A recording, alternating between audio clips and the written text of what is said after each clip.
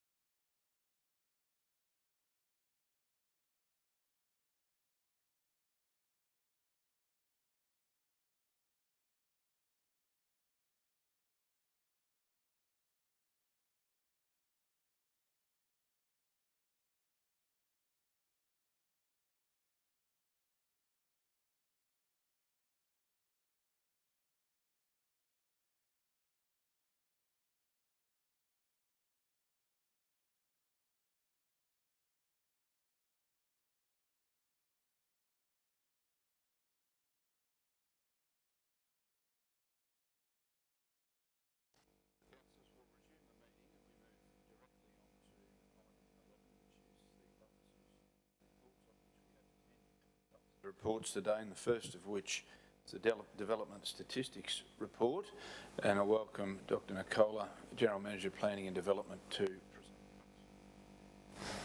present. Good morning, and I'm happy to present the Development Statistics Report for last November 2023. And in brief, development applications received, approved, and also building applications approved were an increase in November on the month prior, which was the October. However, overall that remains that declining trend line for approval numbers over the past 24 months, which you can see in graph 11. And I'm happy to take any questions that councillors may have. Thanks, Dr Nicola. Any questions in regard to the Development Statistics Report, councillors? Question, Councillor Nancy. Thank you, Chair. I'm just, thank you, Nicola. I'm just looking at the temporary incentive policy applications return. And I was just wondering, does that policy, and I haven't read it in a jolly long time, does that policy actually have a limit to decision making? Because I note there's one there with a discount of $331,000 before it actually comes to council for a decision. Thank you, Councillor. I don't know the policy off the top of my mind, but I would suggest that no, it does not have a limit per application. There would be an overall limit in terms of the amount of money that could be incentivised by council, and then the date. However, I'm happy to follow that one up for you. Thank you. So just clarifying whether it reaches a point where it needs to actually come to council for a decision. Thank you. Thanks, Councillor Nancy.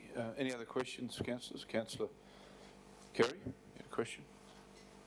Yeah, no, thank you. Thanks, General Manager. Just in relation to the page before, page 77, just the third one down, have you got any more description of what's being proposed there for that MCU 2022/1965? It's a high impact industry, but any further, you may not know it. Thank you, Councillor. I'm happy, we might send out a summary of that one if you like. It may not have yet to councillors in a Wednesday session, but I'm happy for us to put together a summary and send that out. Thank you. Thanks, Councillor Shine. Any other questions for councillors? If there's not, the recommendation is before us that the report of the General Manager Planning and Development Group on the Regional Development Statistics for November 2023 be noted by Council. Someone move that motion. Moved by Councillor Edwina, seconded by Councillor Melissa. Those in favour? The motion is carried. Thanks very much, Dr Nicola. We then move to the next one, which is yours as well, 11.2. Request for waiver of development application fees in relation to proposed material change of use, code multiple dwelling at 207 to 213A Ruthven Street and 26 Gordon Street, North Toowoomba. Thanks, Dr Nicola. Thank you very much, Chair. So this is a request for a full waiver of fees. The development application is for 54 unit multiple dwellings, and these are for social and affordable housing. As councillors note, we do have under policy 2.44 a discount or waivers for council development application fees. As per the policy, a discount of $10,000 has already been granted in respect of this application. However, Full Circle Projects Incorporated has requested a complete waive of the application fees. The recommendation of council officers, having considered the materials, is that the discount has been applied according to the policy, and council recommends refusing the waiver for the full amount.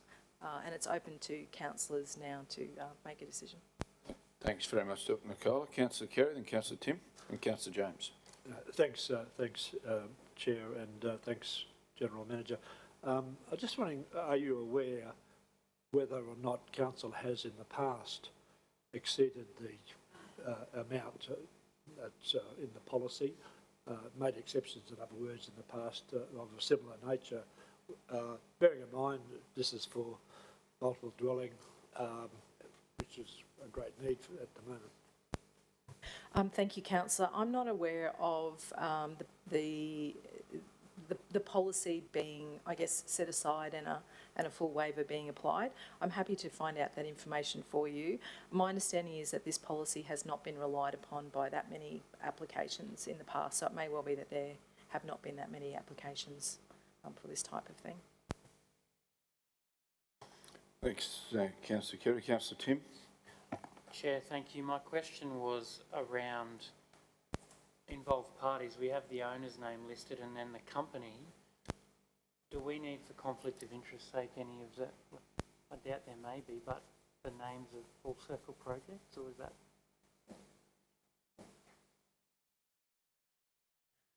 You're referring to the potential Yeah. declarable conflict of I interest would probably like to know the people involved in that. in Full Circle. Yeah. Okay. Just one moment. I'll see if usually a company search has been undertaken, so we're aware of all the directors. In the interim, does anyone have any personal interest to declare in relation to the single name or the entity to their knowledge at this point? I don't, but I wouldn't mind those names before we make a decision. Just thank you very much. Okay, we might try and, there's another question from James, so we might just try and track that down, and perhaps, will you have any of your team watching online, Nicola, by any chance? Yes, so my EA, Elizabeth, will be watching. So Thank you, Elizabeth. Elizabeth Welcome. Thank you for watching, Elizabeth. Elizabeth's always watching, probably Sonia as well, which is And Sonia, Carrie's thank EA. you. So if they could see if an ASIC search has been conducted, that would be fabulous. And if not, if they could do a quick ASIC search would be great. Thank you. Councillor James. Yeah, thanks, Mayor. Thanks, General Manager Nicola. My question was, so there's under this policy we have 145,000 per financial year is what's allotted, with maximum up to 10,000. So, and you said it's it's not one that's had generally a large take up. So, do you know how much of that 145 is spent this financial year? And the other question I had, and it's probably one that came through this table, but how or why did the rationale around capping each application at 10? Thank you for the question. I think last year we presented a summary of what incentives had been drawn down against each policy, but we will find out that information. Again, Elizabeth will be listening, and so will Sonia. I think the idea behind the capping is that so we don't, if there was a run on applications, so that council, noting that these incentives are essentially ratepayer funds, I guess, being redistributed in a way, so that if there was a run, council could indeed afford to meet all of the applications. I wasn't here at the time that this policy was written, but I would assume that would generally be the intent of a policy that is capped. So thanks, Nicole. And then a follow, I suppose, and the flip side to that would be, I'm guessing that if none of it is expended, it just go, like there's 145 there, as you said, if you have a run of them, we've got enough to cater for as many as, or as many as we get. But if it's not spent within that financial year, it just goes back to consolidated revenue, correct? Yes, so if it's not spent, it does. And I think that, and it's not uncommon with having those caps, it's recognising the amount of time it does take for council staff to do the applications as well. Thanks, Councillor James. Other questions, Councillor? Councillor Kerry, your Look, just in relation to conflict of interest, I do, looking at the documents in more detail, I do know one of the persons there, but the fact that I know that person doesn't arise at any circumstance of conflict of interest, as far as I'm aware. But I just Councillor Shine, you're referring to page 105 on board books around property ownership. Is that what you're referring to? Page 85? I just want to get to the point because we may have to just pause for a moment and deal with this declarable conflict now that you've mentioned it. Okay, so what page were you on?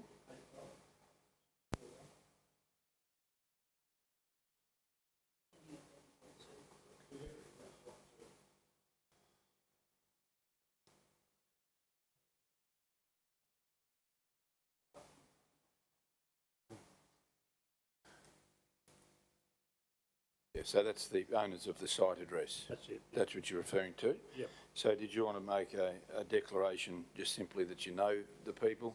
Oh, well, I know one of the persons there, Mr. William Rutkin. I've had no contact with him in relation to this matter,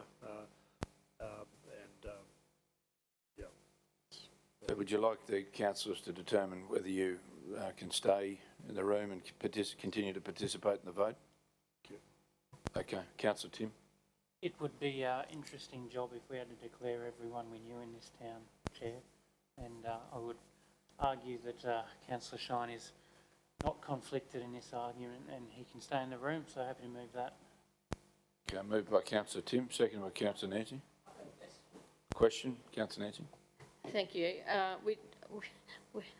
We don't understand what your relationship is, Councillor Kerry. Are you a very good friend? Do they come to your place for dinner? Do you go and meet them for dinner? How often do you have contact? We need to understand what your relationship is, sorry. No, none of those, and he wasn't at my wedding either, if that's relevant.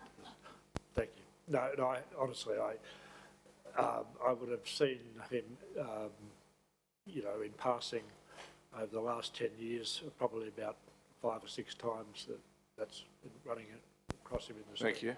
No, thank you. So Councillor Tim moved that Councillor Shine can stay in the room and participate in the vote. Seconded by Councillor Carroll. Those in favour? Carried. Now, just in regard to reasons, Kirsten, are you comfortable with the reasons for that? Okay, thanks, Councillor Shine. Did you have any other questions, Councillor Shine, before I move to Councillor Edwina? Councillor Edwina. Thank you, Mayor. One for you, Nicola. I guess my first question's been covered off with, do we do this very regularly? Is there a precedent? Secondly, I guess the cost to council resource-wise to process something of this scale, is it covered by the 26? And if we were to go ahead or not go ahead and give them for free, what would the cost be back to council?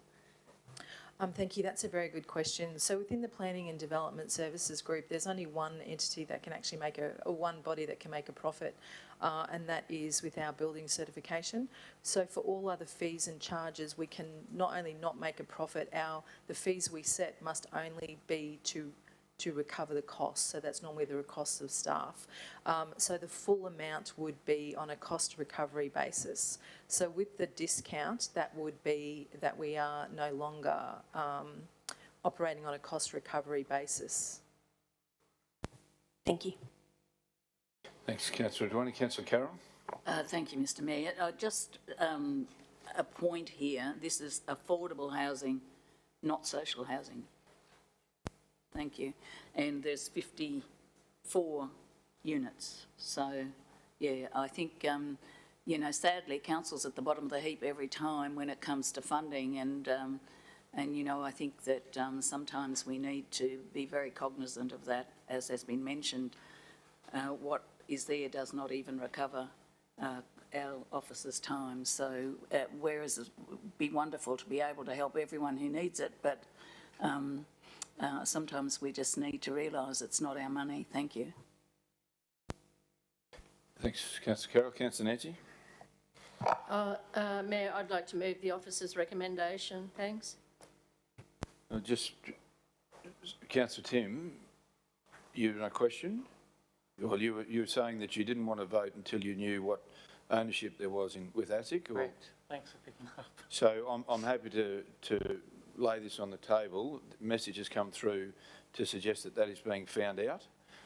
Okay, so if you're happy to, I'll make a note, Councillor Nancy, that you're happy to move the officer's recommendation, and Councillor Carroll is happy to second that. I'll just make a note of that for our own purposes here. And we'll let that lay on the table for the time being. And once you might just indicate, Dr. Nicola, when you have that information, and I'll slot you in whenever we can. Is that all right? Of course, happy to do that, Chair. Thank you. Thanks very much.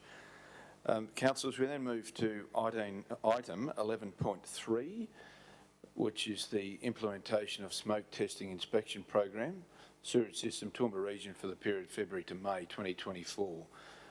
Not sure, Phil, you're presenting, and Jake, acting GM Jake, and Phil, welcome to you.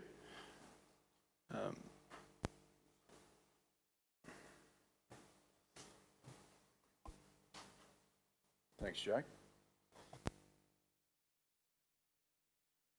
Thank you, Mr. Mayor, and good morning, councillors. I'll hand briefly over to, I've got Phil here to answer any questions, as Mr. Hobson is unavailable today. Happy if we, due to the time, it's a fairly straightforward report. Happy if we take the report as read, and if councillors have any questions, Phil's here to answer. Councillors, questions in regard to this report? As Jake says, it's fairly procedural in its nature. Councillor Rebecca? Mayor, while I'm grateful to have Phil and Jake here, if there's no questions, I'm happy to move this. Thank you. Okay. No other questions, councillors? Moved by Councillor Rebecca, seconded by Councillor Nancy. Those in favour? That motion's carried. Thank you. Thank you, Jake. Thank you, Phil, for your input. Appreciate it being here for questions. Very much so. Very much appreciated. Very much appreciated. Yeah. Brevity is the key, isn't it? Okay, 11.4, councillors, we move to, which is the Youth Grants Program approval, November 2023.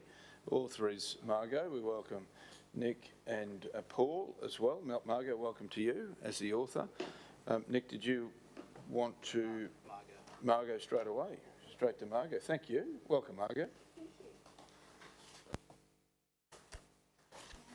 Now, do I have to push? Okay. Good morning, everyone. Thank you for being here. Applications for the 2023-24 Youth Grants Program were open from the 12th of October to the 12th of November 2023, with $10,000 available for Youth Grants Program for the 23-24 financial year. One application was received during the application period for events programs to be held between February and October 2024. The Youth Grants Program Assessment Panel was convened in accordance with 2.73 Youth Grants Program guidelines, and the panel has recommended the one application totalling of $2,500 be approved. Happy to take any questions. Thanks very much, Margot. Questions, councillors, in regard to this one? Councillor James, question? No? Comment? Councillor Tim, comment. Can I just, Chair, say that this is a really, really good outcome, and we have grants to give to the community for things that are needed. And we read this, and I think, Emerge is doing some great work out there with youth and short-term accommodation and just providing them dignity and the stuff that they need in those tough times. I think this is a really, really good use of the youth grants. So I wonder if I'd I'd move it, but I think my portfolio counterpart might like to. Just before we go to a mover, a couple of comments here. Councillor Edwina and Councillor Carroll. Oh, okay. Councillor Yep. Edwina. Oh, no, I think Emerge do a fabulous job too.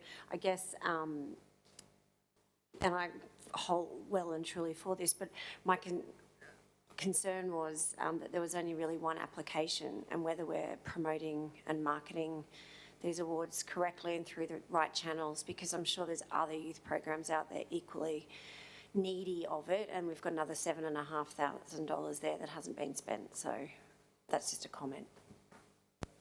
Just in regard to that, Margaret, would you like to just mention on how it is promoted and advertised?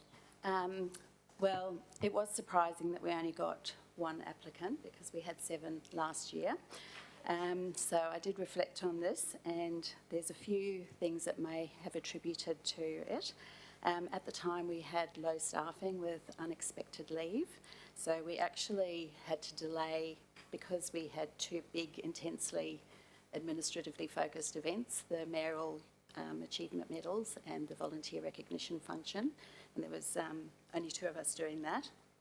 So we delayed it, but it did mean that, and we still opened it for a month.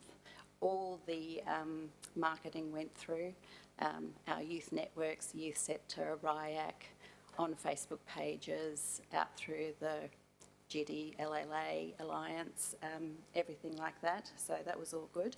I think what is relevant is that typically the youth team will go and tap people on the shoulder and encourage them to apply, and that didn't occur. So it just shows us how important that face-to-face contact and those presentations at those networks by the team are to the process. So we've learnt, going forward, I think too, we're going to use the Smarty Grants platform to directly contact previous applicants. So that's in progress now. So hopefully that works better next year. Just following on from Councillor Edwina's comment, there is 7,500 still this financial year. Is there another round of grants? Yes, we can put that. The community grants is open from the 1st of February to 1st of March, so we could do that, just definitely, if it's... Right. Thank you. agreed Well, with everyone. if dollars have been allocated, then it'll be promoted as part of all the community grants. Okay, that's one to spread the word on. Councillor James, happy to move? Move or second, whatever you prefer. Okay, moved by Councillor James, seconded by Councillor Tim. Those in favour? That motion is carried. Thank you, and thank you, Margot, very much. Our next item, councillors, is item 11.5, which is the Toowoomba Carnival of Flowers 2023 event report, and welcome to Kate Scott, the coordinator of events. Welcome, Kate. Thank you very much. Nick, would you happy for me to hand straight over to Kate? Yeah, sure. Okay, thank you. We'll do that. Good on you. Welcome, Kate. The flower power continues to astound us, is putting it pretty lightly this year. The results of the 2023 event came through quite late last year, and they kept us a bit speechless, and that's hard to do, but we've got some amazing results.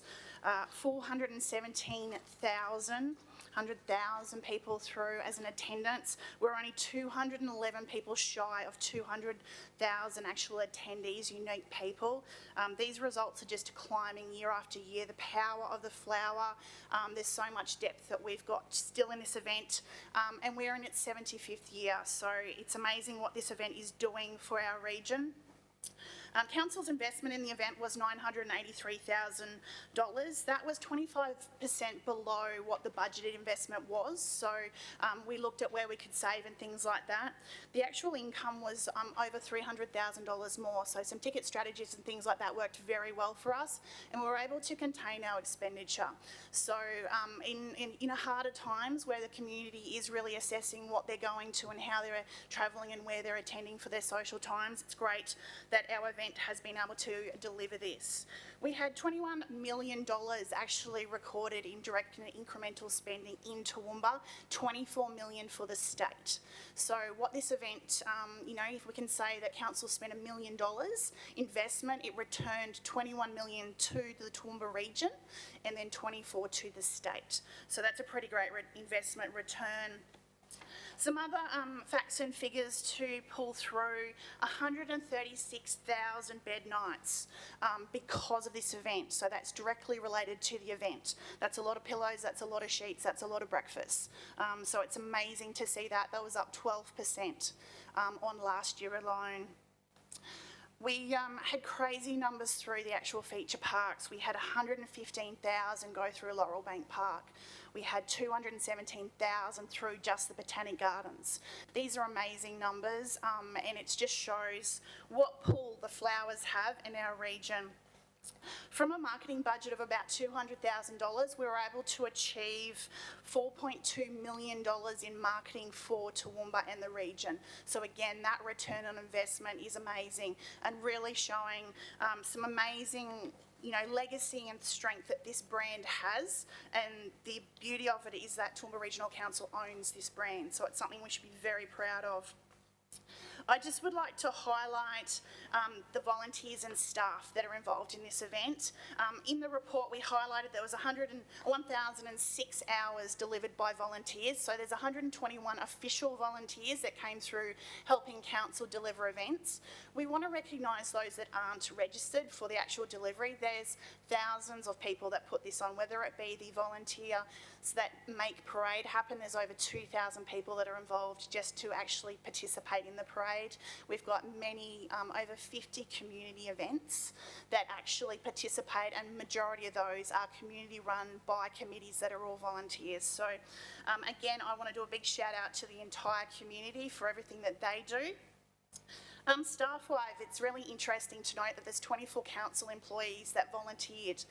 So that number is growing every year. So while we have a number of paid staff that are out there cleaning toilets, picking up litter, opening up doors at 4 a.m, or putting out the 700 odd signs that the construction and maintenance team do on parade morning at 2 a.m, bless their cotton picking socks, I'm glad it's them and not me.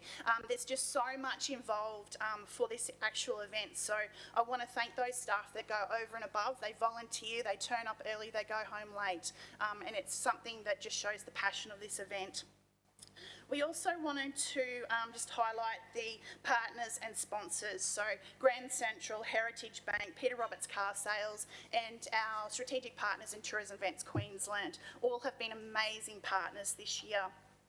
Just in my final closing notes, I wanted to highlight that it is the 75th year this year. It is themed It's a Party.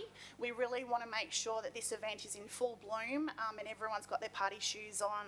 We're actually activating our strategic plan to the final part. The strategic plan finishes this year, and part of that is actually activating 4 weekends. So we'll be kicking off on 13th of September with Festival Food and Wine, and we'll be going through for 4 weekends with the school holidays, and then we'll be ending on the long weekend, which will be Monday the 7th of October. So we've got lots planned. And we'll be launching the full program on the 28th of March this year. Welcoming any questions. Thank you very much, Kate. Councillor Melissa. Thanks, Mayor. Thanks, Kate. Congratulations to everybody involved. It is such a much-loved event in the calendar, and, doesn't matter where you travel in Australia, that's what we're known for, so it's very exciting. So congratulations to you and to your team and to all the volunteers that helped make it a success. Just a couple of questions, if I may. I've had a couple of, or more than a couple, queries as to why the event this year is starting a little bit later and ending a little bit later, not the month of September, but going from mid-September to October. So just for the community's information, would you mind just giving us a bit more info, please? So there's a few aspects to that. We have really high traction coming into the region for the long weekend. So we have lots of people going through the parks. We actually keep counting the number of people that come through so we can track that. So we actually want to capture those visitors and service them better. They're not getting information around treats and different things like that. So if we move that, we can get better traction with those visitors coming to town. Also kicking off with the school holidays. We're going back to that original format that we've had for many years. We find that to be very good. And also the gardeners, just with the variability in weather lately, just having those 2 weeks grace coming out of that colder period really lets the flowers just come into bloom that little bit more. Whether it's been too wet, too dry, it just gives the gardeners that little bit more breathing room. Great, thanks, Kate. May I have another one? Thank you. And to the parade, which I've always loved, many memories as a child, but love it just as much as a 52-year-old these days. But just a question, we have so many community organisations, marching bands, multicultural organisations in the parade, and they far outweigh the corporates of our region, and we have a lot of local spend, not just the TRC organisation, but the community spend a lot of money with the corporates in our region. How is the parade advertised, or do we encourage the corporates of our region to participate in the parade? Because there's just not as many, is there? It's always been a higher number of community in parade. I suppose there's two aspects. There's a lot of demand for the corporates to do it. They see it as a sponsorship or something that is not so much money generating for them. So there is that aspect, that commercial viability of investment of what they get out of it. The second thing is there is a lot of businesses that are hidden heroes. They actually support a lot of the community entrants and the charities behind the scenes to buy and do and resource what they're doing. So not all of those different organisations have their logo plastered over the charity or community group's event, but a lot of them do have significant, there's a discount program that we do for those that want to go in and buy different hardwares or coloured paper and things like that.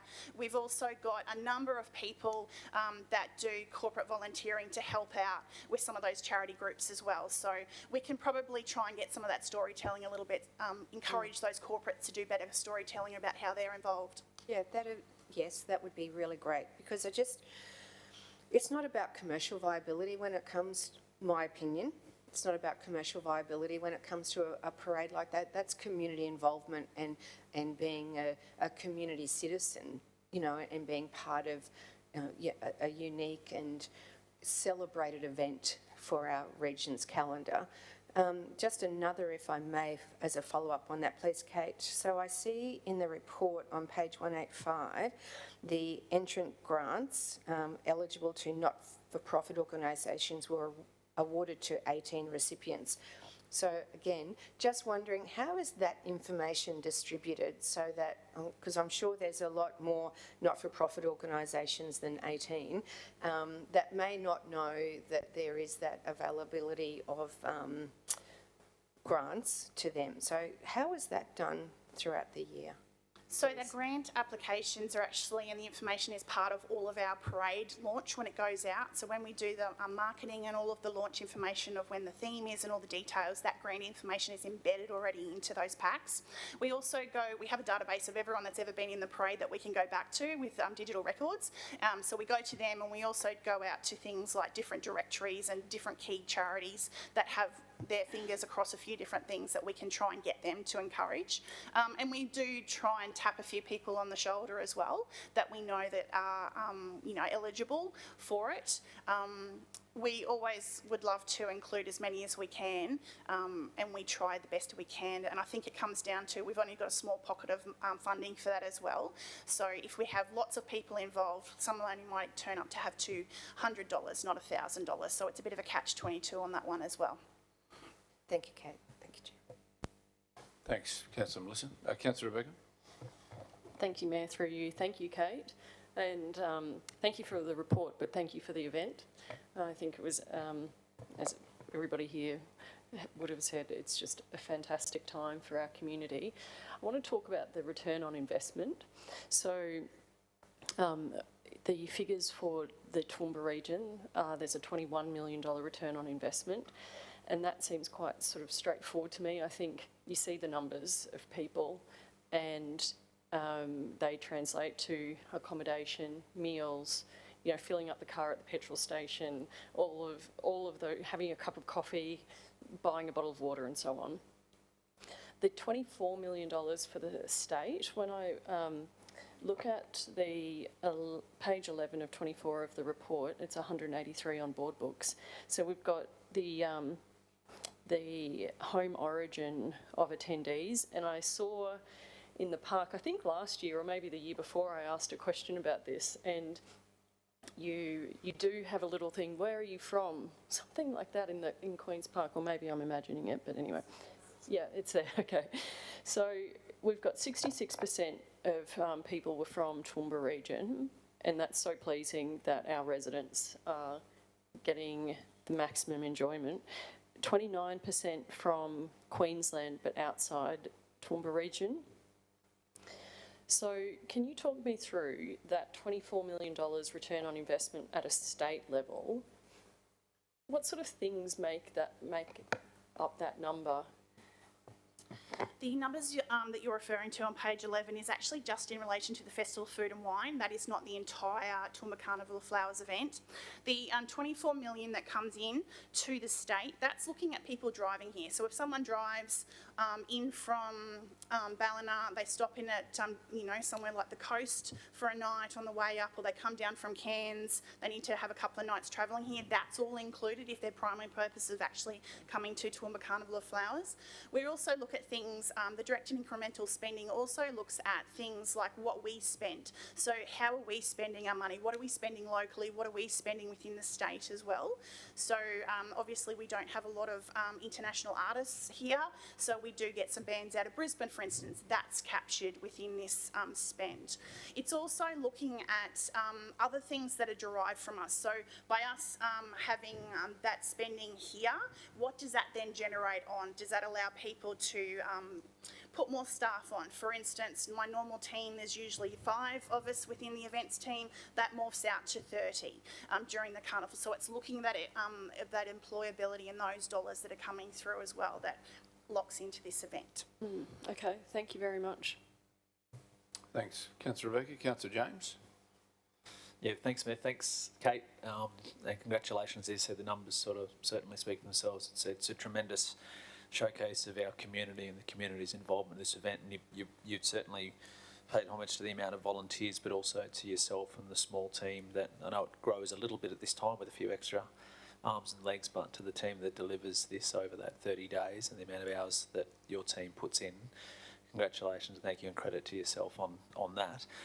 The only question that I had, or suggestion, or for us moving forward, was one of the big comments this year, and I refer around the gardeners, and of course that's a critical part of what we do here, but was around, is there an opportunity for us, for particularly being the 75th this year, an opportunity in a way that we could investigate or look at, and this question might be to Paul or to Nick, I'm not sure, but around how, is there a way that council can look at an option or investigate some sort of additional support for the 75th for gardeners? So I mean competition gardeners and exhibition gardeners. I mean, again, I know you know it as well, obviously the commentary this year particularly, it was very warm, it was very dry, so the amount of water obviously that was accessed, and I understand there's a lot of other implications with that and how council's even able to, or are they able to do it. So that's why, whether it needs to be in a recommendation or it's something that can be taken forward, I'm comfortable with either way, but is there a possibility that that could be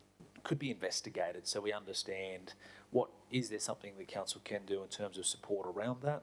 And obviously the cost implications and things, as I said, I understand there's got to be a few moving parts that comes with that.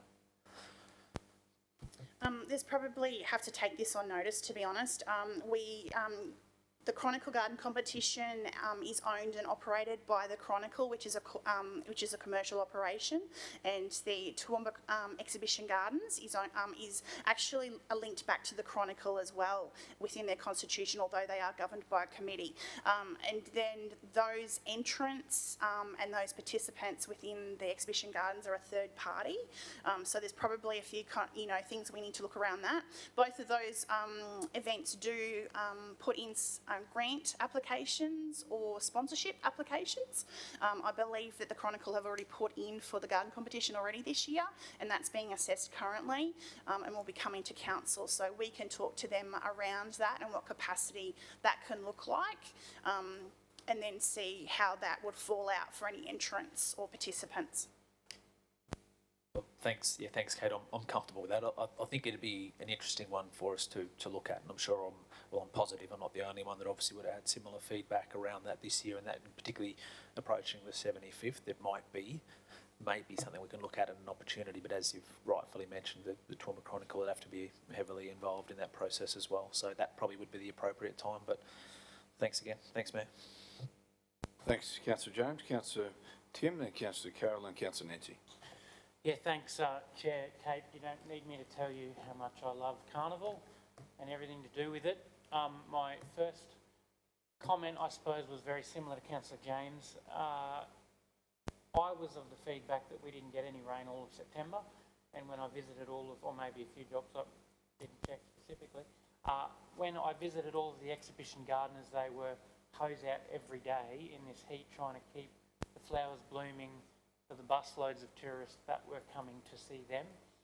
And I'm of the opinion that we need to make it as palatable as possible to put in the work and spend a lot of money on water and other resources to be a competition or an exhibition gardener.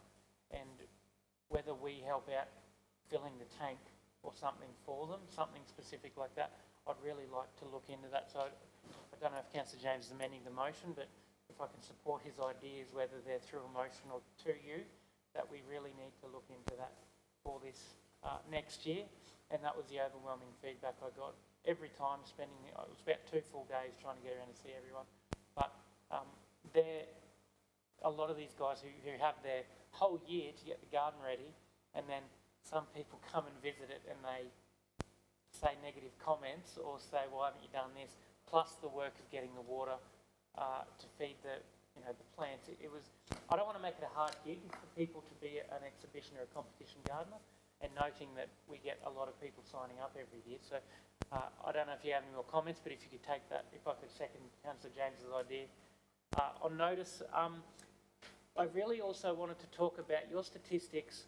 There was 20,000 people in Queen's Park Botanic Gardens on one day, and that was Parade Saturday. And you've got to think that's kind of at capacity. Like, how many more can you really squeeze into there on a day? 20,000 in one day, that's huge. And my seed to plant with you for 75 years, we have Queen's Park, which, like, the numbers are like this, but on the busy days is, I think, at capacity. We have Laurel Bank. The potential of a third major garden attraction for next year is a seed that I'd love to plant with you, just to take the strain off that one botanic garden Saturday afternoon. And, the weekend spikes are pretty high. Is that something we might be able to investigate?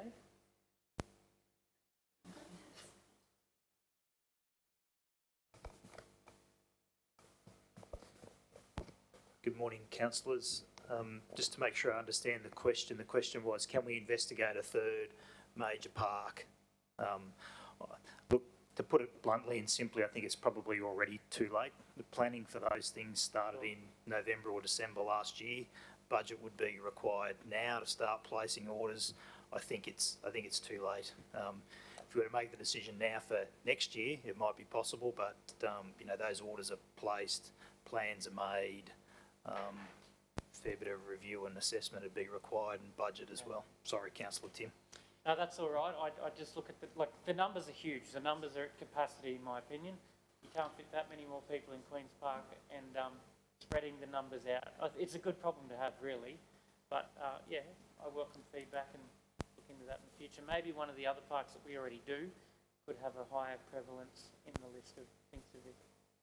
But I don't know if Councillor James, if you're moving an amendment or you're just happy to take it. I'm happy, thank you, Chair.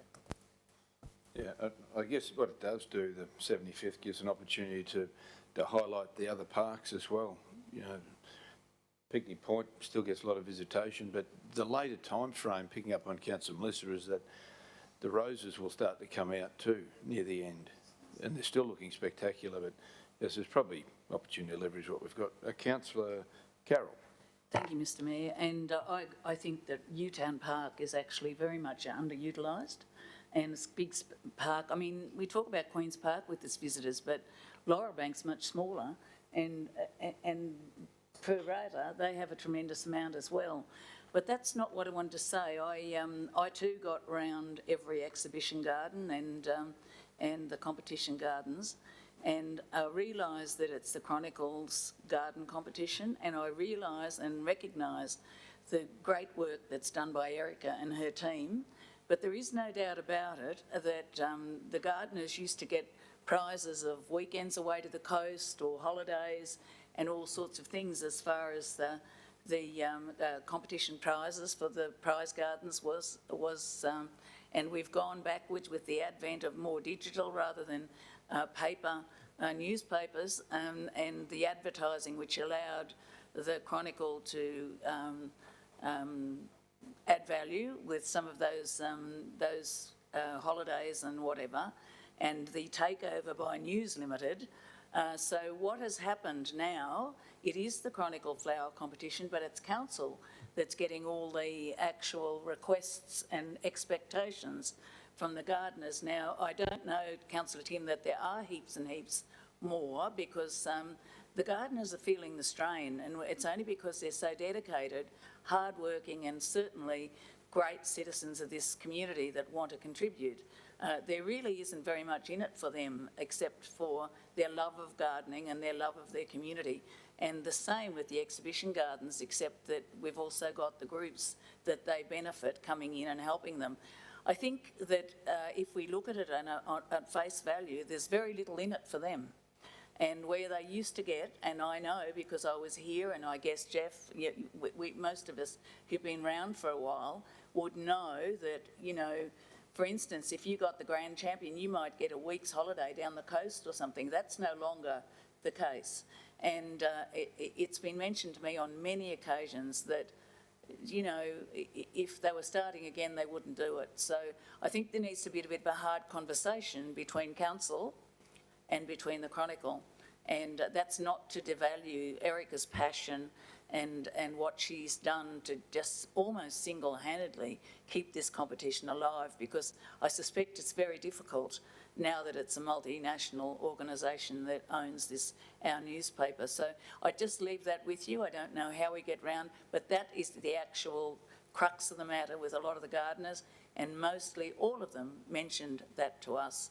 And whilst they are the Chronicle Garden, with the advent of just a few posters and flags and whatever else, you know, it's just their dedication and passion that keeps them involved. It's certainly they get very little out of it in return except from their visitors. And I think there needs to be something done about that.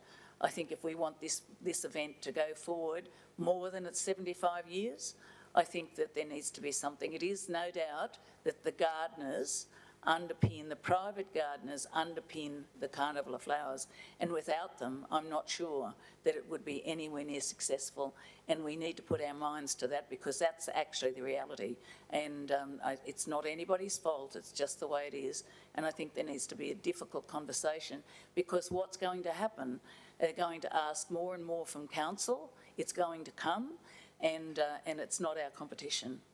So I'll just leave that with you. Thank you. Thanks, Councillor Carroll. Take that as a comment. Councillor Nancy.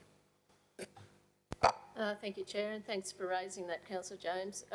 So previously, Council did offer a rebate, and Councillor Jeff's well aware of that. I think it was either $250, I think, per gardener. They received a rebate from Council, came out of the water and waste budget. and we used to present it to them every year, and I just don't think it'd be that hard to re-implement. But I do think that council does need to assist them in this because they bring a lot of economic development for our communities, for our businesses, by doing their gardens and opening them up. And I don't think it would be too big an onus for council to actually reinstate that water rebate. And I don't know why it was removed in the first place. And I don't know who made the decision that it would be removed, but it was. And I think it would be very easy to reinstate and support our gardeners because they do need that support. Thank you. Okay, did you want to touch on the water? We're sort of going back in time here a little bit, but my recollection was around the auditing process and governance, around what we could and couldn't do. It was from our auditors, which is where that came from. I mean, this can all be part of a conversation when we start. I think we do probably have to have a bigger conversation around this. Just very quickly, from the information and research I've been able to do, it started in the 2000s in the drought, and there was actually council trucks were going around delivering water. And then that morphed into some actual budget, a budget allocation being put in, and that was distributed between the number of entrants that were deemed to be of quality. And then that pool of funding, from the last I could find, was actually sitting within the NICS area, so under Environmental Community Services, and that pool of funding was a gift of appreciation when it was last put out. It wasn't actually a rebate. I would just like to acknowledge that Water and Waste still do an hourly concession. So every year, every entrant in Exhibition Gardens is actually provided with a watering hourly concession. So if there's water restrictions in place, they are actually deemed to have extra hours to water when they feel it is better for their plant development and within the season. So I just want to acknowledge that Water and Waste still support. Thank you. Thank you very much. It is very good that they got that extra time, but it also reflects that council gets more revenue, if I could just put that out there, as a result of the sale of the extra water. But I do think there is opportunity to do that, and I get the feel around the table that there's strong support for this. So do we need to have a motion that it be investigated and come back to council, that there be some sort of rebate provided to the gardeners?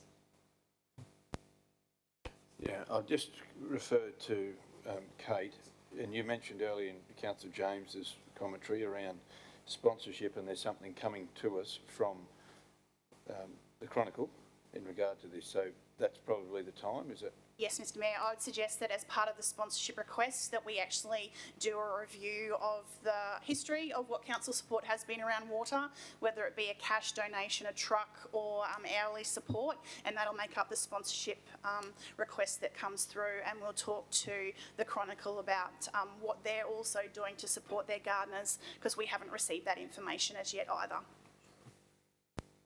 Thank you. Councillor Edwina. Thank you, Chair.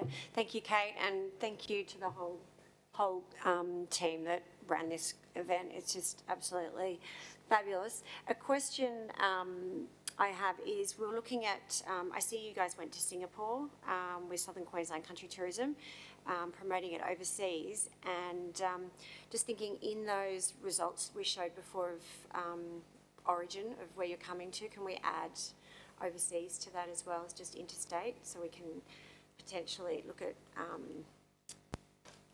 how the success of that is measured. And I see we got one busload of tourists from Japan or China. I'm just wondering, do we work with the airports, the airline here with Wagner's, to make sure there's more flights available in and out over that time period? Because sometimes it's quite hard to fly here. We've had great support from Qantas over a number of years since COVID's come back, and they automatically see the demand and put extra flights on. And the other, obviously Bonza's only been in play for one carnival so far, so we've got to do some work with them to look at their demand from their channels that they've got coming in. We actually have a specialist that works for all of our group and tourism packaging distribution.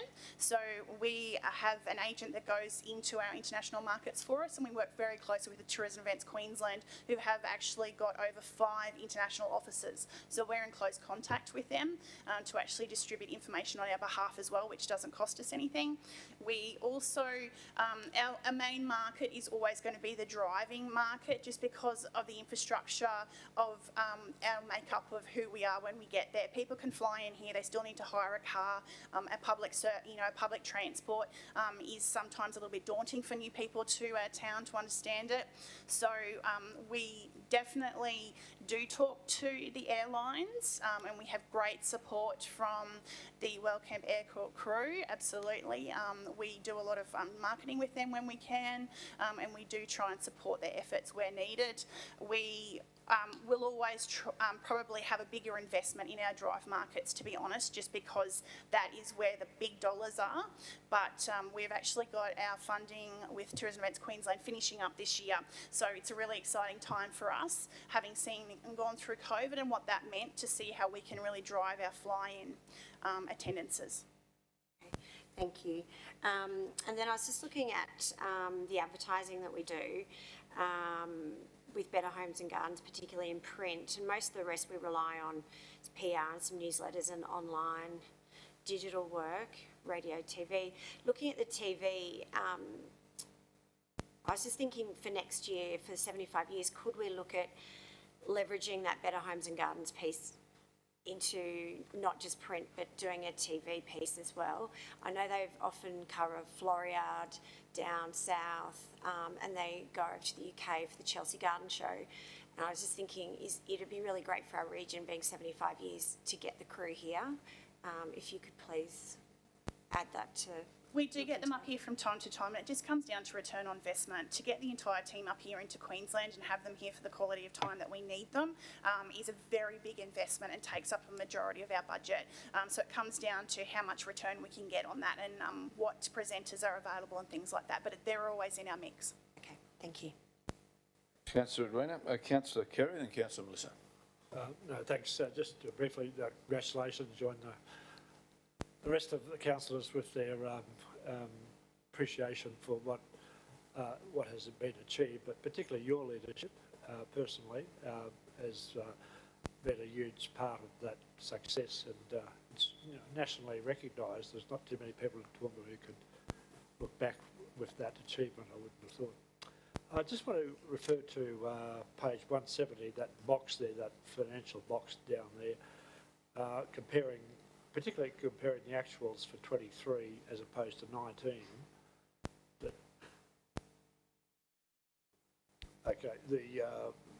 The amount has gone up, the income has gone up by around about roughly 100,000 in that time. I was just wondering, would you have any idea, without having given you notice of this, but having an idea of what the numbers might have been in 19 as opposed to 2023? In other words, before and after COVID. I will have to take that on notice. My memory is not that great. Sorry, Councillor Kerry. But we are pretty much back to pre-COVID numbers, apart from the parks, which have actually smashed it out. So pre-COVID, we were sitting under 200,000 attendance across all parks. So we've nearly doubled the park attendances in that time.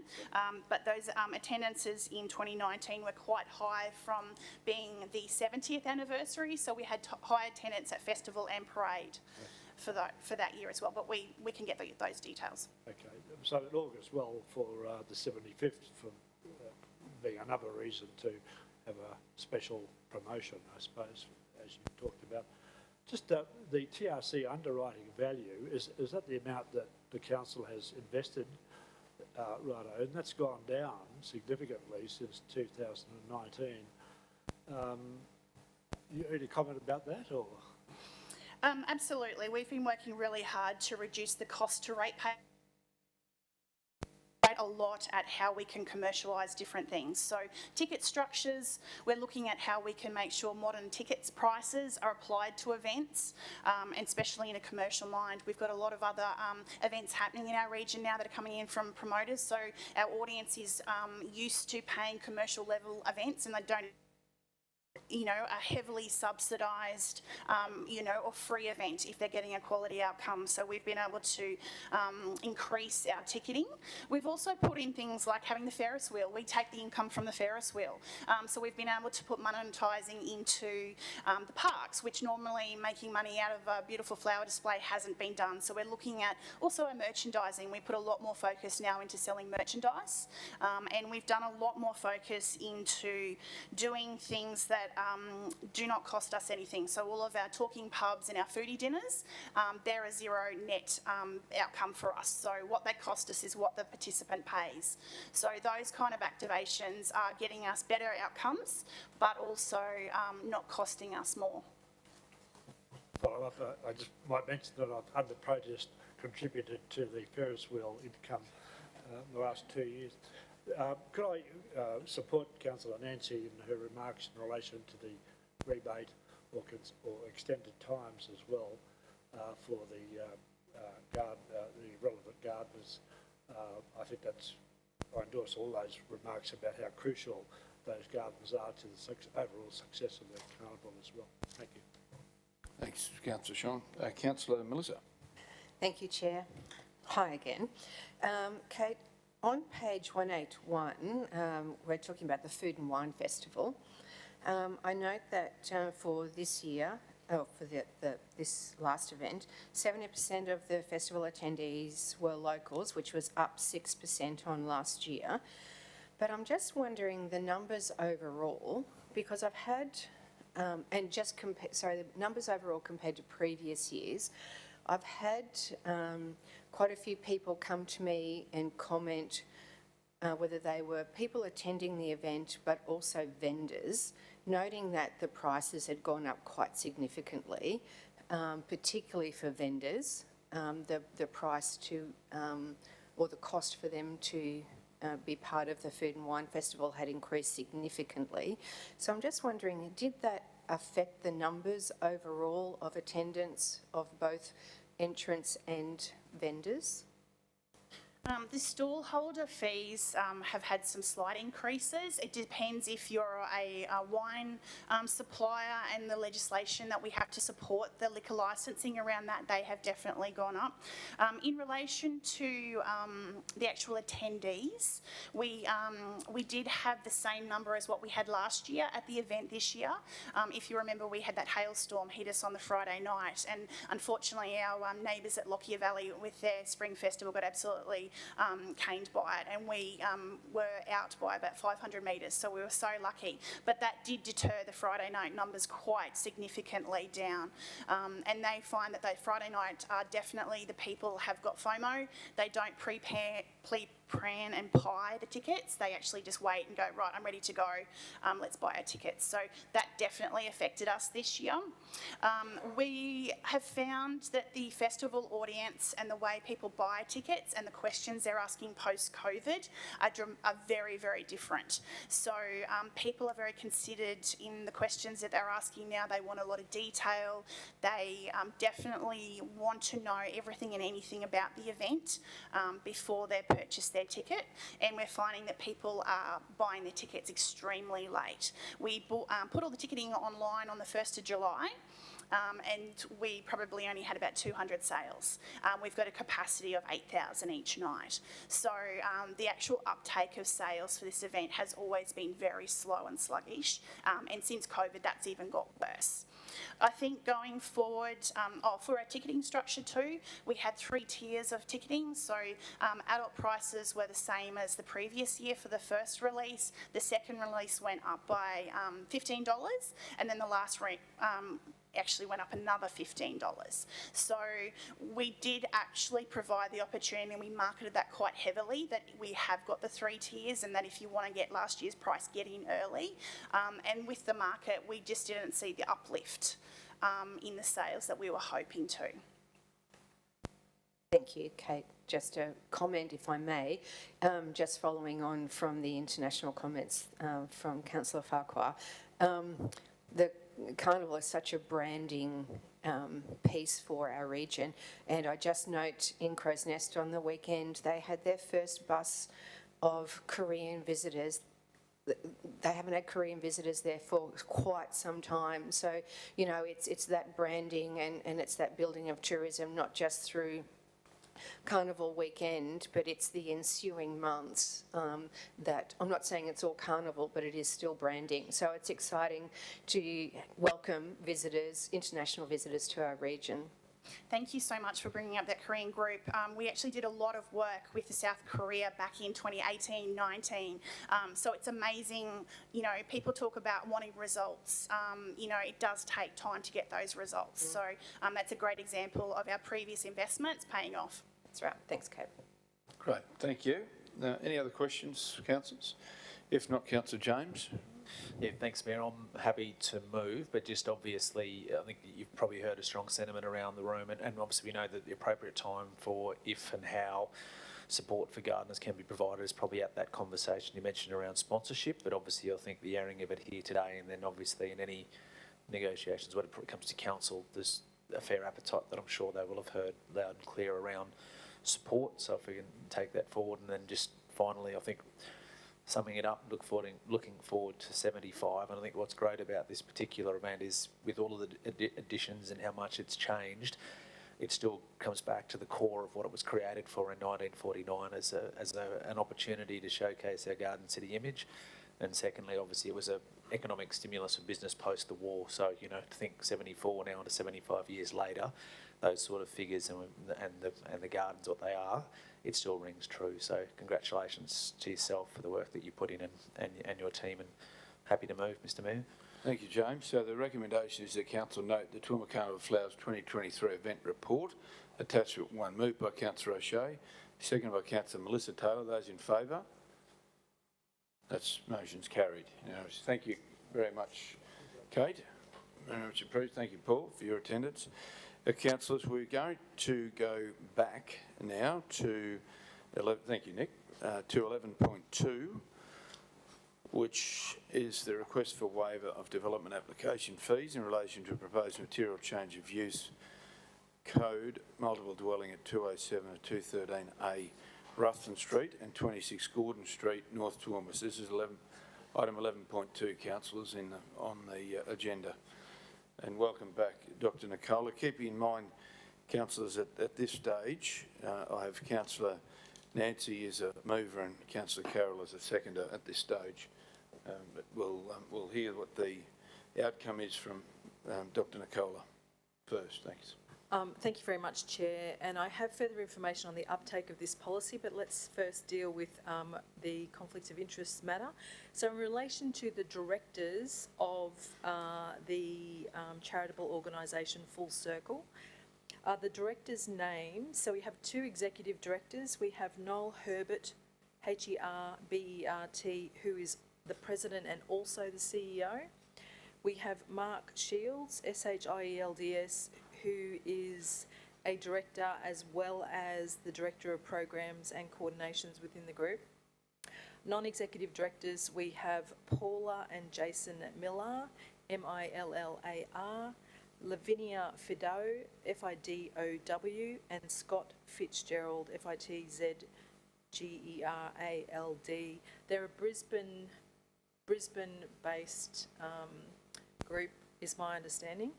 And so it may well be that the names are not familiar to any of you. But just on that note, is anyone wanting to raise any potential conflicts there? If not, thanks, Dr Nicole. We'll go to the next Thank you. And again, with the owners of the land are the various members of the Rutkin family. In relation to some general information about the usage of this policy, which came in, I think let me just check, March 2020. In the financial year 22-23, there were 6 applications and discounts in the order of 21,248 applied. This financial year to date, we've had 3 applications, including this one, and they will total 23,954.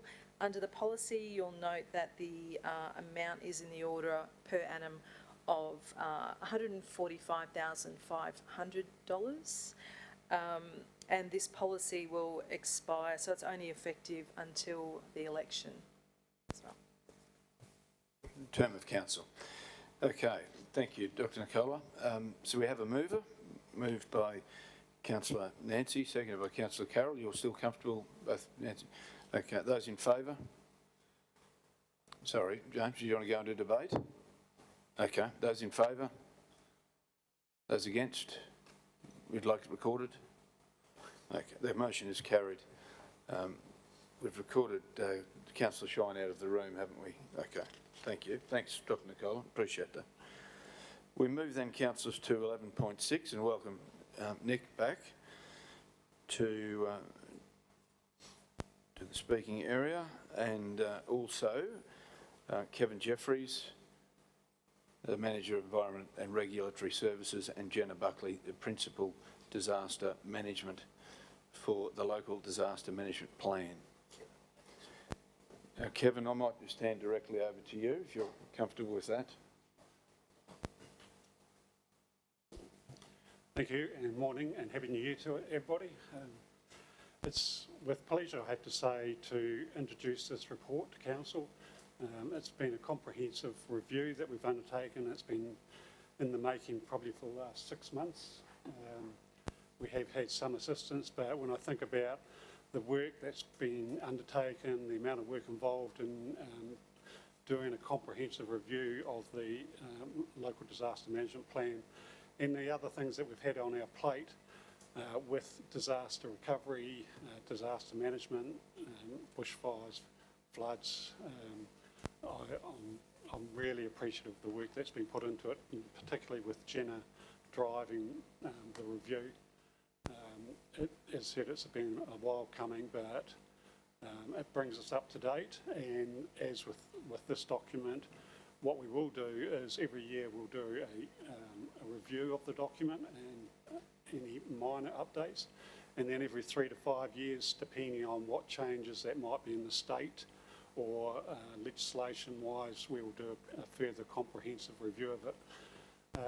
This one has got a lot of additional information, so it was very hard to do a track change from the previous plan to this one, because we've incorporated a whole lot of new information, sub-plans that sat outside the old document. We've updated it with all the legislation changes that we've had over the last few years, and incorporated that. And as you know, there's been a lot of changes with IGN, QFES and where that sits, so that's all been incorporated as well. This local disaster management plan was presented to the LDMG and was endorsed by the LDMG in December last year, and recommended it to Council for adoption. It is a live document, so we do use it and rely on it for our structure and framework, and as things change or new sub-plans may be developed, we do incorporate that into that, and then as I said, for that minor review each year, we would and then incorporate that, and Council would adopt it. So, as I said, I'm very pleased to be able to present it to you. The last plan was dated back in 2015. It's not to say we weren't updating it, but we've now got it in a comprehensive review and in a place where we can continue to bring it back to Council as a living document. Thank you. Thanks very much indeed, Kevin. Councillors, there are questions in regard to this document, having noted, Councillor Carroll, the overwhelming support of the LDMG in December, and some very positive commentary from the partners, including QFES and QPS and QAS as well. You had a comment or question? Thank you, Mr Mayor. Just a short comment, and I'd just like to thank Kevin, Jenna and everyone who's had input into this. It is probably the most comprehensive report or plan that's been put forward, and I suppose that's how it should be, that each one builds on and adds to the last one. And I think that with the things that we've had in these last couple of years, that we can go forward with confidence, including with the recovery plan, that hopefully we're equipped to deal with whatever might come our way. So I'd just like to congratulate our teams. And yes, there was overwhelming support from the local disaster participants prior to Christmas at the meeting. Thank you, Kevin, to everyone who's had input into this. Thank you. Thanks, Councillor Tim. Yeah, thank you, Chair. Could I just pick up on one table? It's 36 of your document, 236 of board books, which is our hazards and risks. Yeah, that's the one.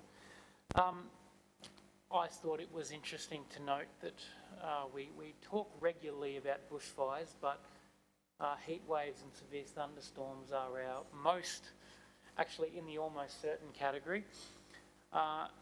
And flooding is unlikely with an extreme vulnerability, and a major traffic incident, which I thought was interesting, is rare but with an extreme vulnerability and major consequences. Put all that together, bushfire is still our highest risk rating though. So I found this an interesting read and perhaps some education with the community around this graph.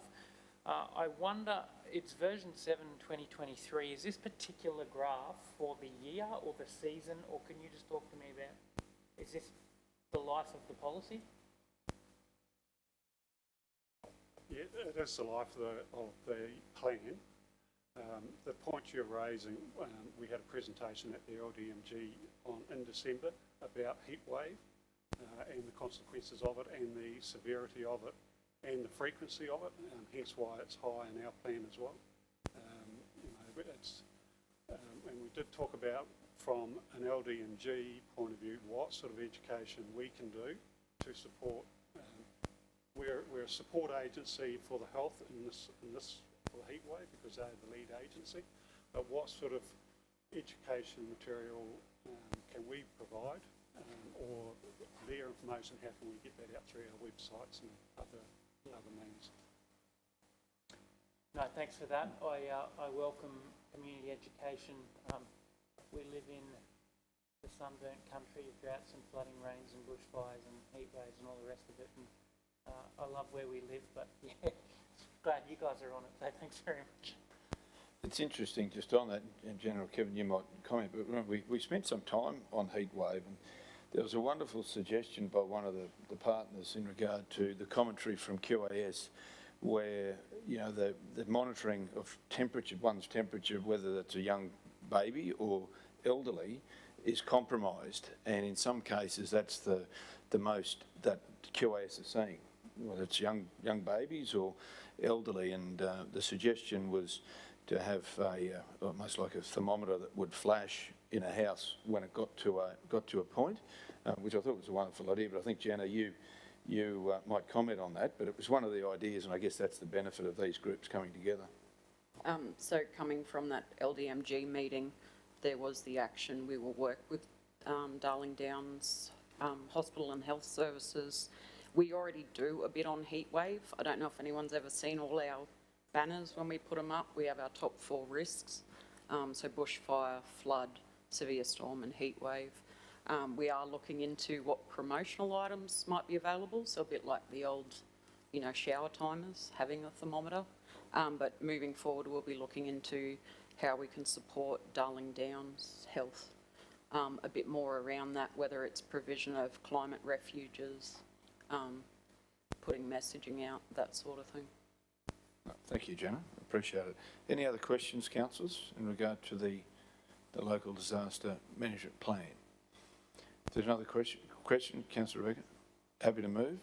Councillor Rebecca move. Councillor Carroll second. Anyone wanting to go into debate? No. Those in favour? Motion is carried unanimously. Thank you, Kevin, and Jana, thank you very much indeed. Do appreciate it. You'll be here for this next one as well, Nick. So 11.7, councillors, the 2023-24 Register of Fees and Charges updates to the Register Stock Route Management Regulation 2023. Sally and Mark, welcome to you both. Thank you. Great to have you here. I'll hand directly over to Sally for the intro, or Mark, whoever you. Sally, would you like to do the intro, or Mark directly? Okay, thanks, Sally. Good morning, councillors. This hopefully will be quite brief. This has been brought to you and I'll take it as read, but just a quick little scene setting.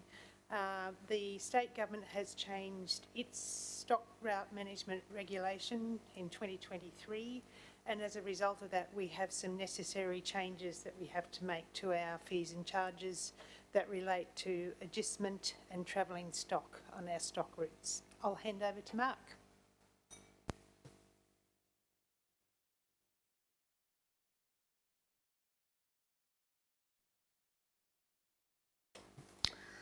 Good morning, councillors. In summary, the changes to the regulations as they stand are that the state government has brought in an application fee. Council did used to charge our own application fee under the Local Government Act, but the state has now brought one in under the Stock Route Management Act that didn't previously exist. We are now compelled to adopt that as opposed to our previously adopted fee. The fee prescribed under the Stock Route Management Act and regulation is now less than the fee that Council had adopted for 23-24. We do need to revise that in a downward direction. The other changes were to the way that the large stock and small stock rates are levied for both travelling stock and for adjusted stock on roadways. For travelling stock, the state has adopted a set fee of $1.06 per head per day. Council will be compelled to adopt that fee rather than our previous fee. And when it comes to the adjustment of stock, that's where it becomes a little bit more difficult in that the state prescribes a range, and we're asking Council to consider where we lie within that range. For large stock, the prescribed range is now between $2.97 and $5.83. Council's previous charge was $2.16, which, as you'll see, is below the lowest available fee to Council. And for small stock, we were previously working at $1.50 per 5 head. When you work out the changes in the way that it's levied, it was previously levied per head. It's now levied per 5 head. The state's prescribed range is between $2.12 and $4.24, with Council's current fee set at $1.50, so again, well below the prescribed range. We've done some benchmarking with a couple of stock agents from Elders to look at the high, medium and low ranges for each of those stock types. And we've considered our historical fees, the way we calculated those, the commercial fees, and the Council previously adopted a fee at the midpoint of the previous range. And we've also considered rounding and ease of calculation. So we are proposing fees for large stock for adjustment of $4.50 per head per week, and for small stock for 5 head per week of $3. That's towards the upper end of the range for the large stock, and towards the middle of the range for the small stock. Historically, Council doesn't make a lot of money out of these fees for a couple of reasons. One is we don't actually have conditions that lead to a large number of roadside grazing permits every year. In drought years, we certainly get a lot. You'll notice in there that in 1920, we actually collected over $15,000 in fees, whereas in recent years, the highest we've been is some $680 odd 2 years ago. Of those fees, we were previously required to remit 50% of the actual grazing fee to the state. The state's now decided that they will forego that and allow councils to keep all of it, which is good news for us. But again, it doesn't change the amount that, well, it doesn't, it changes the amount that we can collect in any given year, but it doesn't change the fact that we don't collect a lot. Thank you, Mark. We've got a couple of questions, Councillor Carroll and Councillor Nancy. Thank you, Mr Mayor. And I guess, Mark, Council has in previous years, particularly in drought years, considered to take costs back a bit, and in some ways, you know, roadsides, if it's feasible for landowners to utilise that as feed, it also does a service to us as well, because the grass isn't allowed to get there and get dry. and cause a fire risk, I guess. So there's lots of different moving parts to this, but in a good, and we're talking about the city here probably doesn't figure in this. It's more the rural regional areas that are outside. So, and the fact was that in the big drought, and I mean the smaller councils, I know the one I was involved with, we actually forewent our fee altogether to keep, trying to help assist our people who were just trying to keep their stock alive. The time's a little bit different now, and we're in a bit of in a better season. So I guess I can support this now, but I suggest that should we go back to conditions like that, that it may well then need another look at it. Should we go into severe drought conditions where people really do need a little bit of assistance to keep their stock alive, their breeding stock. So that's my comment on this, and having been there for that whole time, knowing how it's fluctuated, and I'm very grateful to the state for not actually taking some, because it is our officers' time that actually gets spent on administering this. So that's a recognition of that, I suggest. Just a comment, Mr Mayor, thank you. Thanks, Councillor Carroll. Mark, you want to make comment as well? If I may respond to that one, Councillor. Similar to what you were saying, Council actually made a resolution in March of 2014 to forego its application fee when we're in drought, fire or flood conditions for individual landholders. That still applies. That's still a binding decision of Council. Thank you very much. That is a concern, because that's a backstop should we need to. Thank you very much. Terrific, thank you. Councillor Nancy? Thank you, Chair. And thanks, Mark. Just in relation to so we've gone for, we're not having a separate one for weaners dry or wet. We're just going to go for an overall fee. That's right, isn't it? $4.50 for large stock. That is correct. Yeah, and then small stock for $5, you get $3. So I guess the state government's no longer wanting their 50%. So we're doing more than, and we've gone for sort of the mid-range. We're getting extra anyway because of the government not taking their 50%.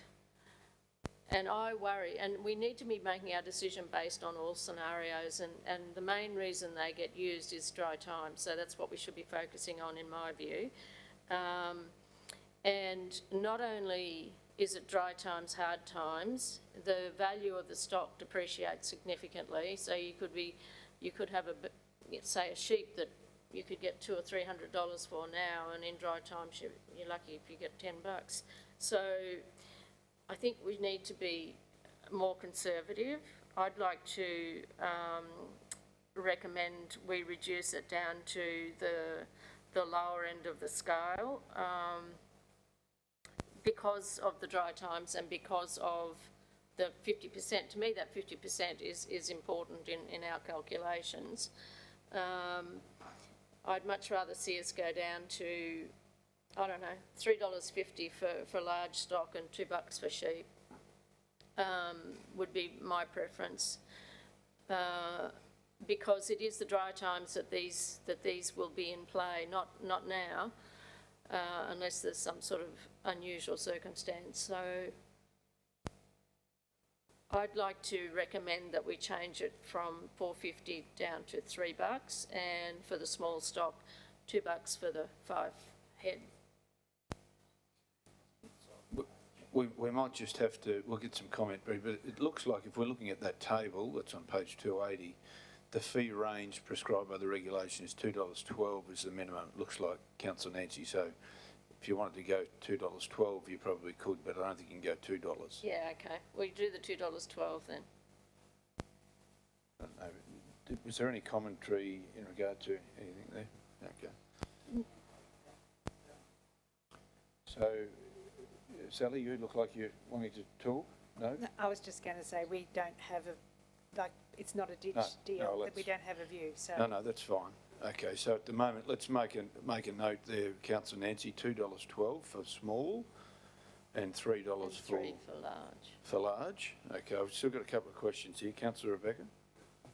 Thanks, Mayor. It's not a question. I'd actually had the same thoughts as Councillor Summerfield, because, as she rightly said, this is used when feed has been used up, by and large. So, and I appreciate that we can revisit this in drought time, but my concern is that that takes months. And when it gets dry fast. So I think that I'd be more comfortable. I mean, we're talking quantities that don't make a material difference to council, but would make a material difference to the landowners. So I'd second Councillor Summerfield's comments on that and like to amend it today. Thank you. Another question or comment from Councillor Carroll? Did you have something to add? Mr Mayor, because we can, and it doesn't take months, we can revisit this in dry times. And I think that, you know, it's a value to both the grazier or the landowner and to council to have the roadside. But there is somebody that still has to administer that. And I guess that we can very quickly turn that around. I suppose I can just ask for clarification through you to staff that just needs to come to a council meeting, and then we can take that back. That's the case, isn't it? Thank you. So other than that, you have people who overstock their properties and then use the road for day-to-day grazing, which does happen and probably shouldn't. Okay, so if we just revisit, Councillor Nancy, the recommendation that you'd like to put forward, which would be a council adopt the proposed amendments. It says as per attachment 1, that would be changed. That's this table 1 actually, doesn't it? It should read the council adopt the following for the 23-24 register of fees and charges, and then list those two areas: large stock per head $3 and small stock at $2.12. We might just let Kirsten. Oh, she's done it. Okay, Sally, you wanted a question there. I see your hand on the trigger. Can we not have $2.12 because that's really hard to administer? So 15? So, yeah, or 20, something that's a rounding up easier figure. Yeah. So you're happy for $2.15? Yeah, Okay. thank you. And I mean, the end of the day, even if you do have people who are overstocked now and they're using it, that helps us in relation to getting that grass down, which Councillor Carroll rightly pointed out earlier, that it keeps that grass down, which is a fire reduction issue. And it just means that you're not adding bureaucracy. You know, like the staff are going to have to turn around and do another report when it gets dry and come back and make the change. It mightn't take much, but it's another job for them to do unnecessarily. We really should be catering for everybody now, so. So just making sure that the attachment 1 actually refers to the fees and charges. I thought it was referring to table 1, but it's actually the fees and charges. And is that reflective in fees and charges? Is that right wording? It's listed in there as that? Yeah, that's correct. Large stock per head, yeah, right, and small stock.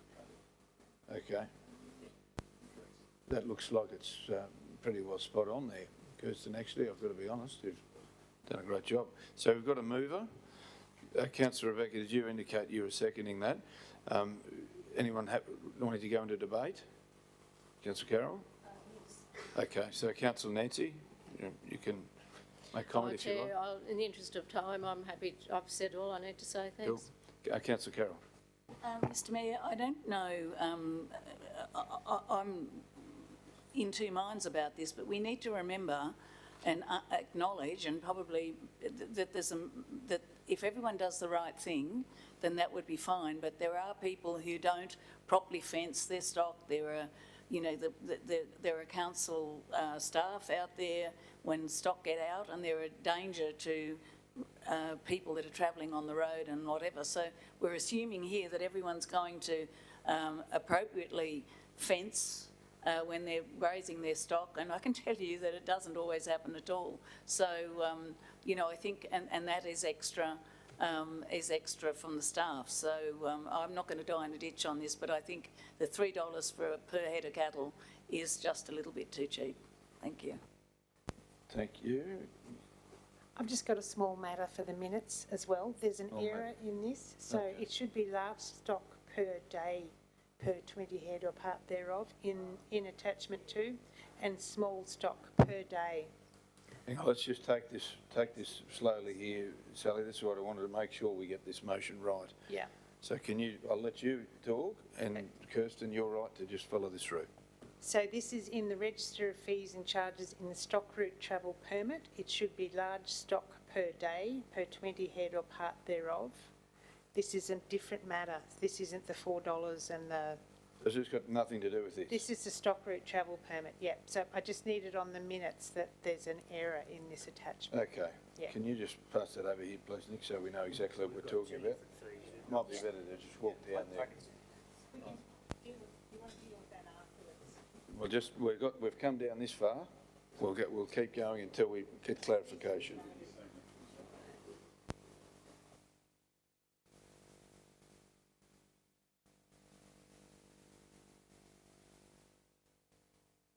We have sent through a corrected version. It's just we had to note it in the conversation. Yeah. Okay, the updated one will be in the minutes, Sally? Yeah. All right? Thank you. Okay. So, Councillor Carroll spoke against the motion. Is anyone speaking in favour of the motion? If not, Councillor Nancy, would you like to? So that's per week for agistment, and a travelling stock permit is, so we probably need to mention that in the motion as well, because they're two different things. If a landowner is agisting outside on their property boundary, that's what we're talking about here. And if we're travelling stock, that is a very different thing, and that happens, and that is part of the fee structure, and it should be mentioned in this resolution, in my view. Thank you. Just get clarification that it is already mentioned in the attachment. If I may, Councillor,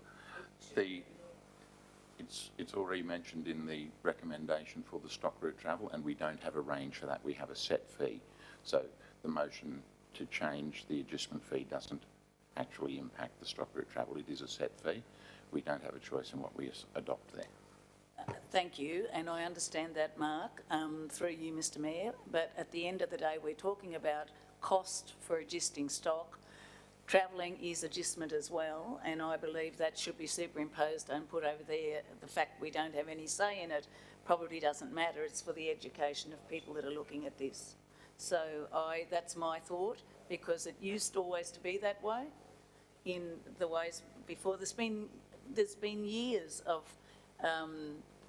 looking at this from the state and local government, and LGAQ have been working hand in hand with the state about this, and that is how we've gotten the state's fee taken out of this. It's not just, hasn't just happened by magic.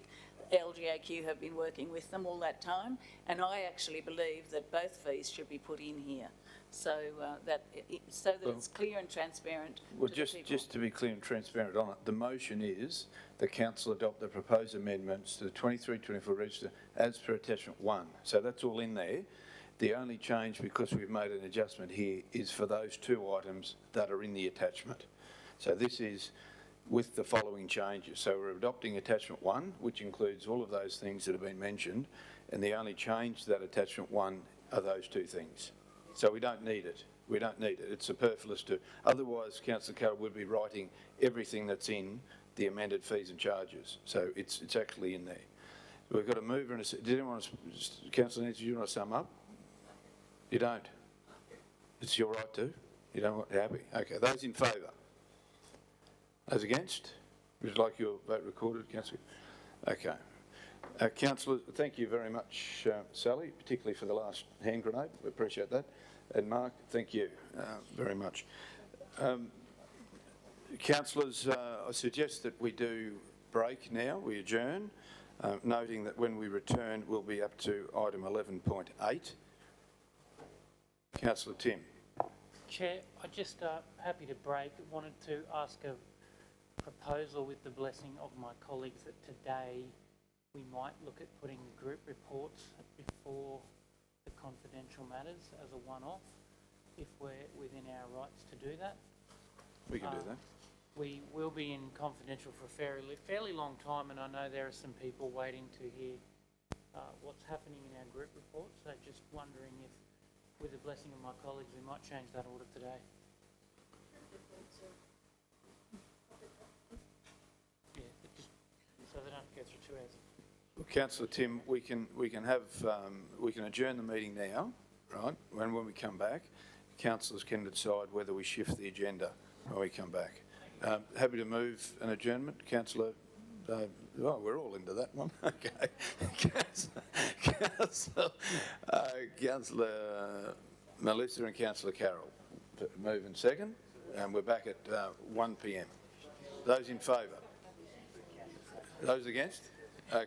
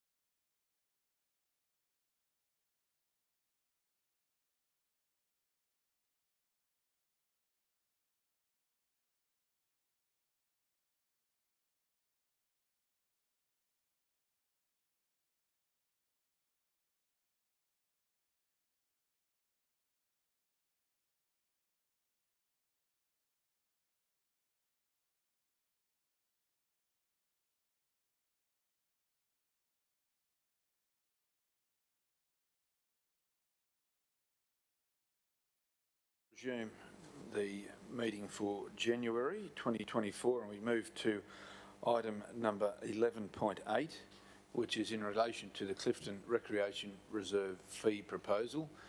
Sally Egan is the author, and I welcome Sally and invite you to talk to the report. Thank you. This report is to provide council with recommendations regarding fee structures for the Clifton Recreation Reserve camping area in response to community concern about reduction in camper numbers in Clifton. I'm going to take this report as read and invite you to ask me any questions. Thank you, Sally, very much. Councillor Carroll. Thank you, Mr Mayor, and thank you, Sally. I think I agree with the request actually for consideration of the fees to be left the same, because I understand, and I've been talking to a lot of people, I'm not sure how many actually in kilometres, but there's a free camping ground at Nobby, which is attracting the people, and at Clifton, since we've put it up, and they can easily drive from Nobby to Clifton. So that's actually what's happening, is my understanding. So I think that, somewhere along the line, there needs to be some sort of equity about these things, and we are looking at, and the person who is in business there, the Nobby ground is very close to them as well. So I think that, I support their application for consideration, at least for a certain amount of time, which is just this year at this point, isn't it? This year. So, yes, I support that, because there has been a huge exodus, I suppose, in terms of the numbers they used to get that are now choosing to go to Nobby, where they don't have to pay anything. Thank you. Thank you, Councillor Carroll. Councillors, any other questions in regard to this motion? The motion before us is the Councillor Tim. Any question? Yeah, thanks. Afternoon, team. Again, part 3 of that, council investigate the viability of a third-party management arrangement of the campground in the Clifton Rec Reserve. Now, I just want to talk through a third-party arrangement. So let's say someone out there like Progress Clifton, who are up and are active at the moment. Hypothetically, we look at doing this a little bit different. So we make, I think, $30,000 a year, give or take, from this facility. And if, we're at a place where we've got to lodge every penny in this organisation, but if we were to forego that revenue and give it to the Clifton group that is a third party,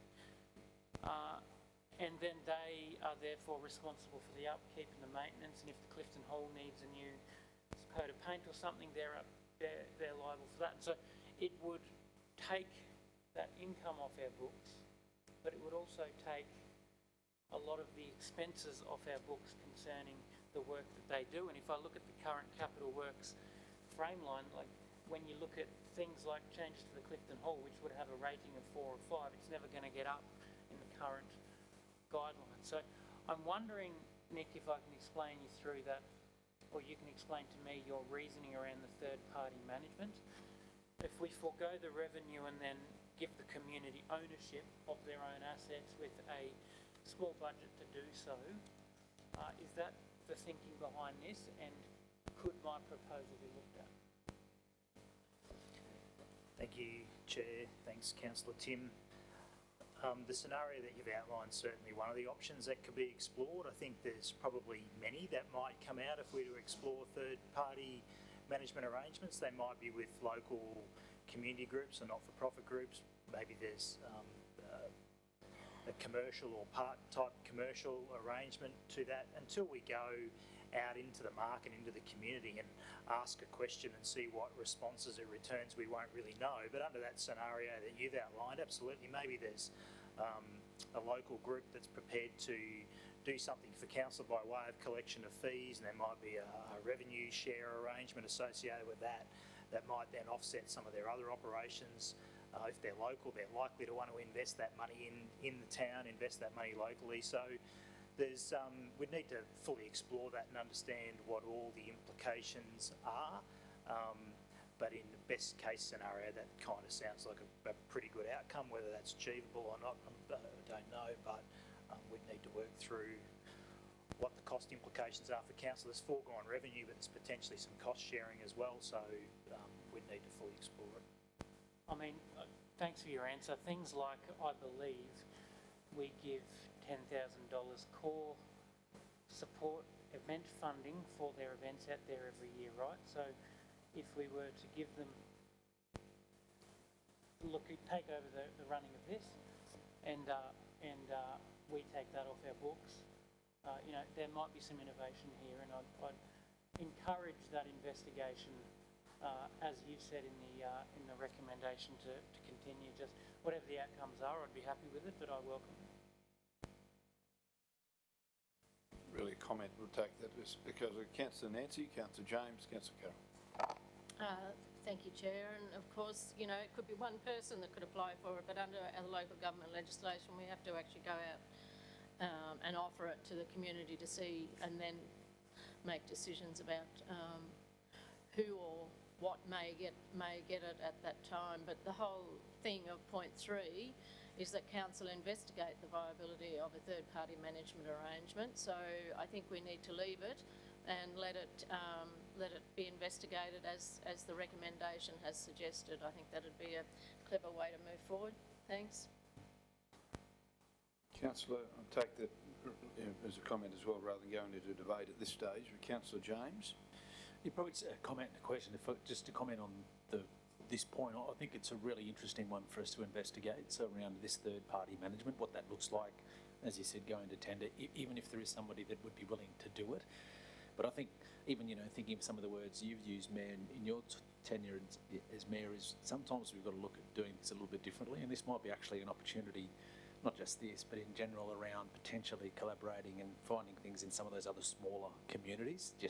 But again, keyword investigate viability, because I understand there's other parts with it. So my question, I just want to ask or get clarification around, so when we're talking about how we've arrived at those increases over those couple of years, and the importance, or where this competitive neutrality comes into it a lot here, you know, because the initial thought was, well, if we think the pricing structure, as sort of Councillor Carroll has pointed out, is something that has certainly held it back, do you just go back and stay there rather than say we're going to increase it for 3 years? Or just around that aspect of understanding competitive neutrality and the importance of how that has to come into this decision-making process with it? Because you know what I mean, like it sort of seems, I mean, we're going to consider the fee every year anyway in fees and charges, and I know this doesn't say that we will, but it's obviously showing an intent that that's where we want to get it to.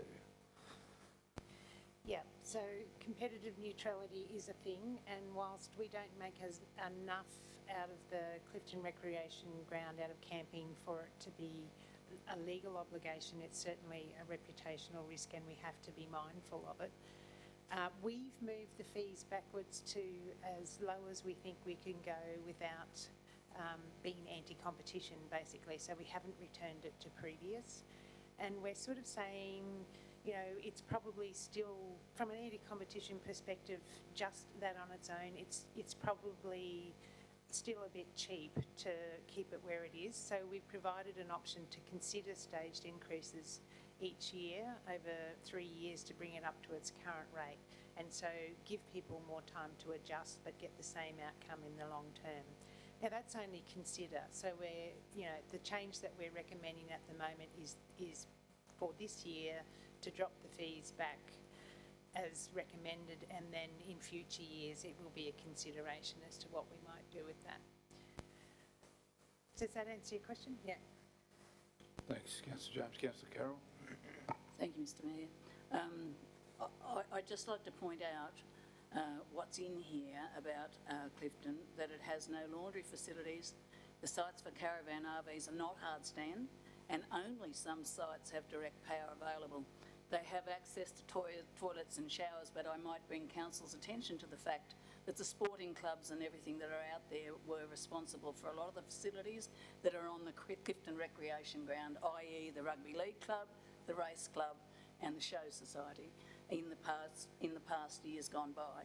So Clifton is really feeling it at the moment, and we think that we should let people stay at Nobby for nothing to help the businesses in Nobby. But then in Clifton, we're thinking about how we should offset our costs, and we also have the Bowenville Reserve where people camp for nothing, and they have great facilities, and some of them are there for a very long time.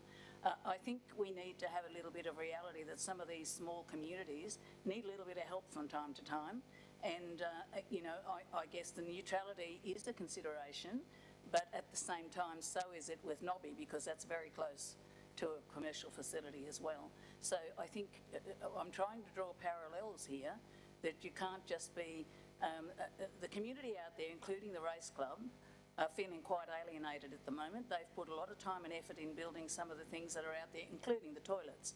And then we're asking them, people who camp there, to pay very close to the same amount for places that have got hard stand laundries and all have power available. So I think it's, we need to keep a reality check there when we're looking at that. So as looking for someone else, I suggest that the people who are already tenants of that ground would probably be the ones who should be encouraged should they take it over, but they will never make enough money to paint a hall or do anything like that, because it just isn't in that realm of income. So I just think we need to help that community out for a little while and work with the people that are out there trying to do their best and using the facility.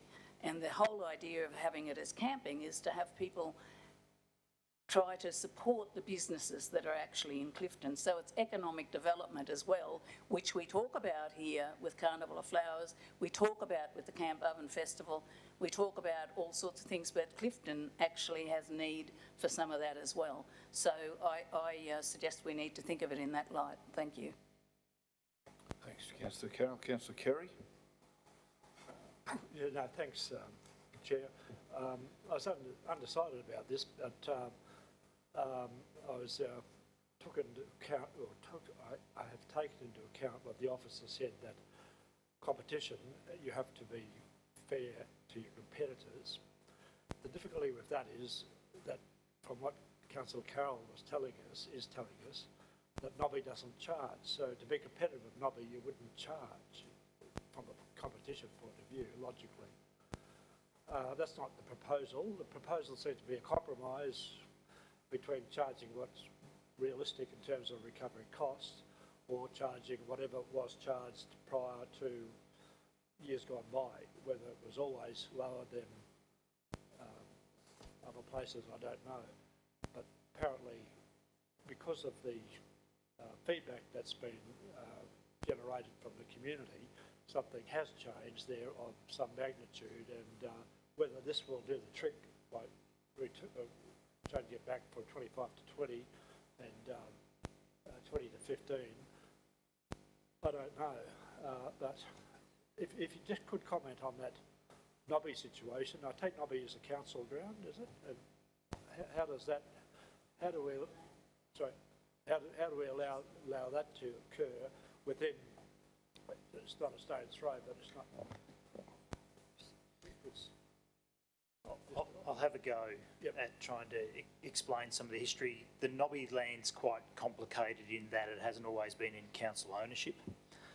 So I think we had a permit to occupy land owned by the Wheat Board, and that permit to occupy didn't include the use of camping as a permitted use. So that use was occurring outside of the terms of the agreement. But enforcing that is obviously problematic. We've sought to resolve that situation, and council's recently acquired that land. There are other tenures there that are really quite complex. There's some land owned by QR. The park is actually constructed in the road reserve. There's a weighbridge. There's a historical society, and legal accesses are all somewhat, there's legal access, but not necessarily practical access, and vice versa. So the tenures at Nobby are really quite complex, and we've been working on them for a number of years. The recent acquisition of the land there will help us in that regard. In terms of the competitive neutrality argument, the problem with the Clifton Recreation Grounds has not been with Nobby, which is in council's, maybe not ownership until recently, but certainly council's management, but it's with the commercial caravan park or camp park at Spring Creek, I think it is, on the New England Highway. That's where the challenges have been, and in the past there's been lots of complaints from the proprietor of that campground. I understand it's recently changed hands and there's a different attitude towards those things now, but that's certainly been the history. I'd suggest that camping fees at Clifton have been too cheap for way too long. The report says that they hadn't been increased for 7 years and they sat at $10 a night for a long time. And so it's probably, the pendulum's probably swung too fast, and we're seeing a bit of a reaction to that amongst those that have previously used the Clifton Rec Ground. So what's proposed is thought to be a reasonable adjustment. If it proves not to be, we'll come back to you again. Are you suggesting, well, you haven't suggested, but is it likely that you will review Nobby in the light of the changed ownership? Absolutely, there's a lot of work to be done at Nobby. We need to do some boundary realignments and probably updates to local laws to address the camping issue, think about how, whether we charge and how much we charge and how we collect those fees. I think in some instances like that in itself is quite problematic. How do you go and collect those fees in a cost-effective way for council? Because we know that, you know, we have after hours and penalty rates and all of those sorts of things, and if we're to administer something like that, then often the cost associated with administering it exceeds the revenue that you generate. So I think that's another one that we can look at innovatively into the future, but there's a bit to be done there. Bowenville, the problem there is the tenure of the land, so it's a reserve for water purposes, I think, and so the camping activity is inconsistent. That's also something that we're working through. So it's not consistent. Every situation you throw up's got a different set of circumstances. So I guess, Councillor Carroll? Clarification. Do we have a differentiation between a powered site and an unpowered site? And I'd just like to comment that even when it wasn't in council's ownership, Nobby was still free, and council made sure it was. There is a differentiation at Clifton between a powered site and an unpowered site, yes. Well, the powered's $20 proposed and $15 for unpowered. So we're talking about, Sally, you correct me if I've read this incorrectly, 22-23, the powered site was $14. We took it up to $25, and now the suggestion is to take it back to $20. That's how it's done. Correct. Okay.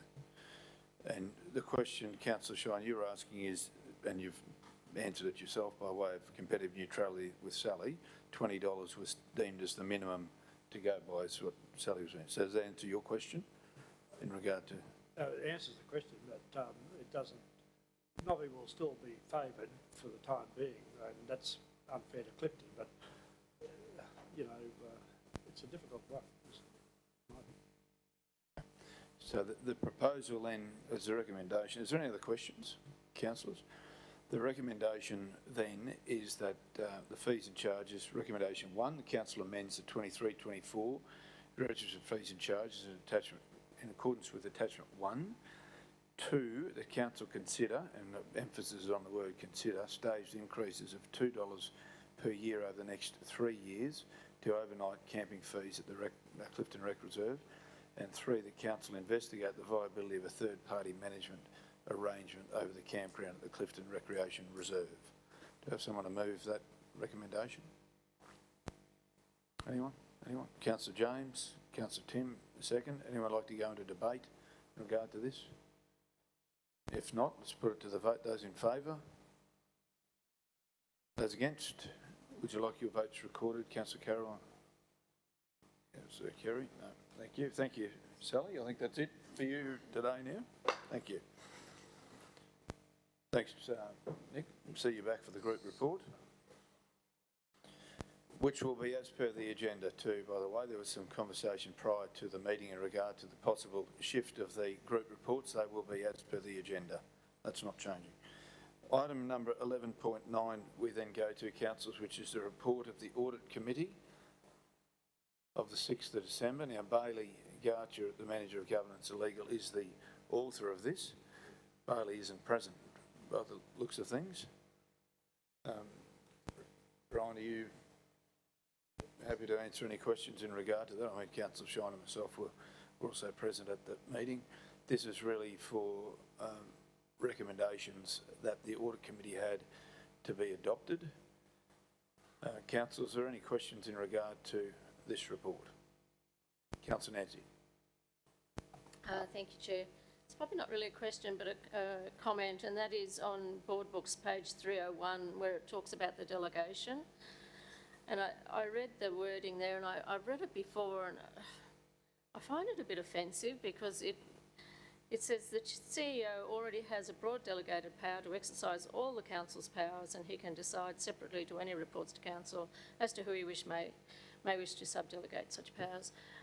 When I read that, I think, well, why are we sitting around the table? And I just wonder whether that wording shouldn't be softer in some form or another. It just, to me, when I read that, I just think, well, we may as well pack up our bat and ball and go home because we're not needed. And I just don't think that that's appropriate wording for a delegation. I'll just make a comment there. He probably doesn't even need that paragraph, to be honest. It's not superfluous to what was said. Is there anything, Brian, that you want to make comment to that? Doesn't seem to. I think it's just stating what's been practiced forever, really. But the delegations from council to the CEO, which council has control of, has certain restrictions within those delegations as well. So there's certain things that we have to be mindful of in relation to applying those when we exercise those delegations. The delegation from myself to officers is solely my decision. Yeah. Yeah, I agree. That's different altogether. But that first paragraph, if you're going to put that in there, then maybe you've got to put what you just added. And I know you didn't write the report, so I'm not directing this at you, Brian. But it's just, yeah, find it offensive. Thanks. See, I'll take that on note and talk to Bailey in regard to that. I think I tend to agree that it doesn't even need to be there, that one. Are there any other questions, councillors, in regard to the audit report, or report of the Audit Committee, I should say? If there's not, the recommendation is that the report of the Audit Committee meeting held on 6 December 2023 be received and the recommendations be adopted. Moved by Councillor Shine, seconded by Councillor Edwina. Those in favour? Motion's carried. Thank you. We move then to item 11.10, 11.10, Toowoomba Regional Council Service Catalogue. And it's a very warm welcome to David Quinlan. This has been a mountain of work to get to this point, David. It's been something that we've been excitingly anxious waiting for, to be honest. So welcome to you, and thank you, David. And I'll hand over to you to present the report. Thank you, Mr Mayor. Good afternoon, councillors. The purpose of this report is to present the current version of the service catalogue to council for noting. Why noting and not approval? Our activities and expenditure, of course, are determined by the operational planning and budgetary processes. So as a means of making sure there's no ambiguity, it's very difficult to keep the service catalogue entirely contemporaneously with those other processes. So it's easier to note it, and then that way there is no possibility of ambiguity.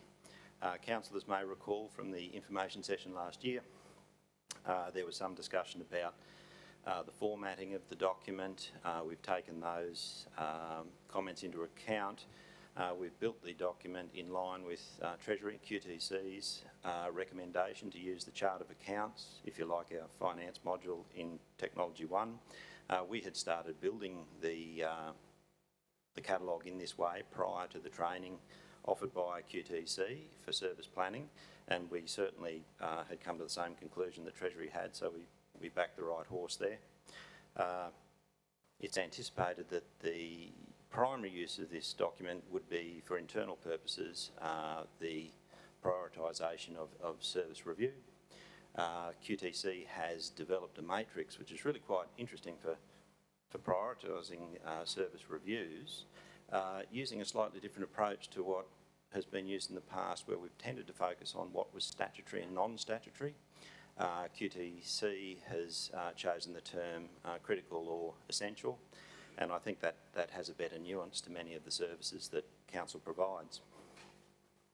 It's important to note that the priorities from that process, of course, are for service review, not the relative merits of the individual service, of course. That requires a more in-depth analysis. With that, Mr Mayor, I might hand over to questions. Thanks very much, David. I appreciate that introduction. Are there any questions, councillors, in regard to the Toowoomba Regional Council Draft Service Catalogue? Any questions? I have to say it's very interesting reading, David. Even when you look at the likes of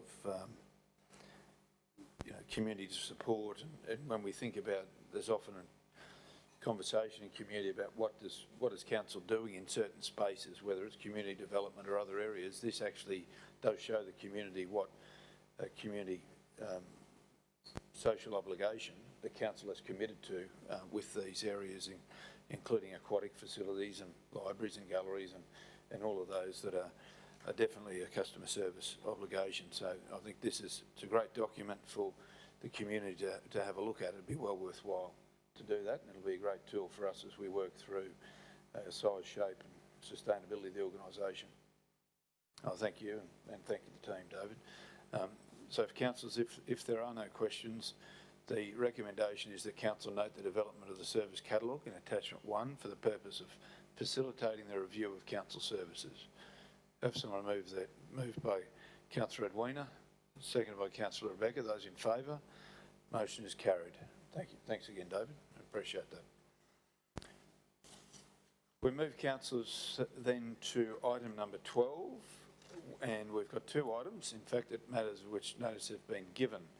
The first item is 12.1, matters of which notice have been given, proposed revised advocacy plan for the Crestbrook Dam Safety Improvement Project, and the proposed motion is by Deputy Mayor Councillor Rebecca Von Hoff.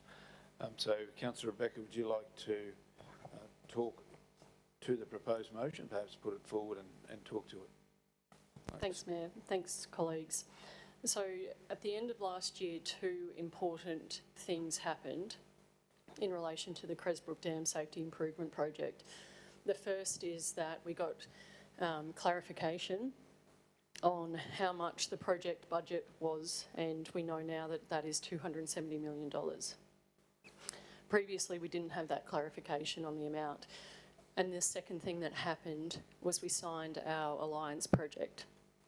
So now we have the right people in place working on this project, and I think that those two things happening at the end of last year put us in the right position now to get answers to two questions, and I'm sure that we've all been asked those questions in the community. And the first is, for $270 million, when we're not adding any extra water to Crestbrook Dam, can we, first question, can we increase the capacity, and if so, how? And second question, at what cost? So now that we have the Project Alliance in place, we've got the engineers with the expertise who are in a position to give us that information. And that information is obviously really important for us as a council. It's also very important for our community but critically, it's important when we go to the state and the federal governments, because they will want to know that information. And it's especially important federally, given that we may want to access the National Water Grid Fund. So I humbly ask for councillors' support in this. I think that information is really important and useful in our decision making, especially of something of this size. And I hand that over to my colleagues for their consideration. Do I have a mover for a seconder, for the motion, seconded by Councillor Nancy. We'll open the floor for discussion, comment, or questions for that matter. Any questions? No question, comment? Yeah, I would like Question, Councillor Tim's got a question, so I might just let him go for a question first. Away you go. Quite ready, Chair. Away you Thanks, Councillor Vonhoff, for this. I just noticed we're asking for a revised advocacy plan, the Pressbrook Dam Safety Improvement Project. There is an article in the Chronicle 5 hours ago that I happened to see at lunch that says Councillor Rebecca Vonhoff has praised confirmation by the Water Minister that the state government will help pay for this. So have they or haven't they? And just for clarification, and are we still asking for more despite that announcement? Thanks, Councillor McMahon. So the information was as a result of a question provided by Pat Weir, and the Water Minister committed publicly in that I think the wording was something like, we've been very clear that Council, and correct me if I'm wrong, Mayor, that we're going to help, we've committed to help Council with the project. So we don't know how much that is yet. And of course we need to budget. They've requested a business case from us, and we are working through that, understanding that business cases, I was surprised to learn, take sometimes 3 years and hundreds of thousands of dollars. So, you know, we just need to know what is it that the state government requests of us before they can make a firm commitment on how much money they're willing to help us with, because then we can provide that information to them. But in terms of the federal government, we can't approach the federal government and try to access the national water grid, local government directly to the federal government. We have to go through the state government. So, and that water grid fund, increasing capacity is a critical part of that national water grid fund. So when we go to the state and the federal governments, they need to have clarity on whether or not there is a justification and even a possibility of increasing the capacity of Cresbrook, and if there is, how much that would cost. And then it's a determination, I suppose, for local, state, federal governments, whether or not that is good value for money, if indeed it is even possible for the capacity to be increased.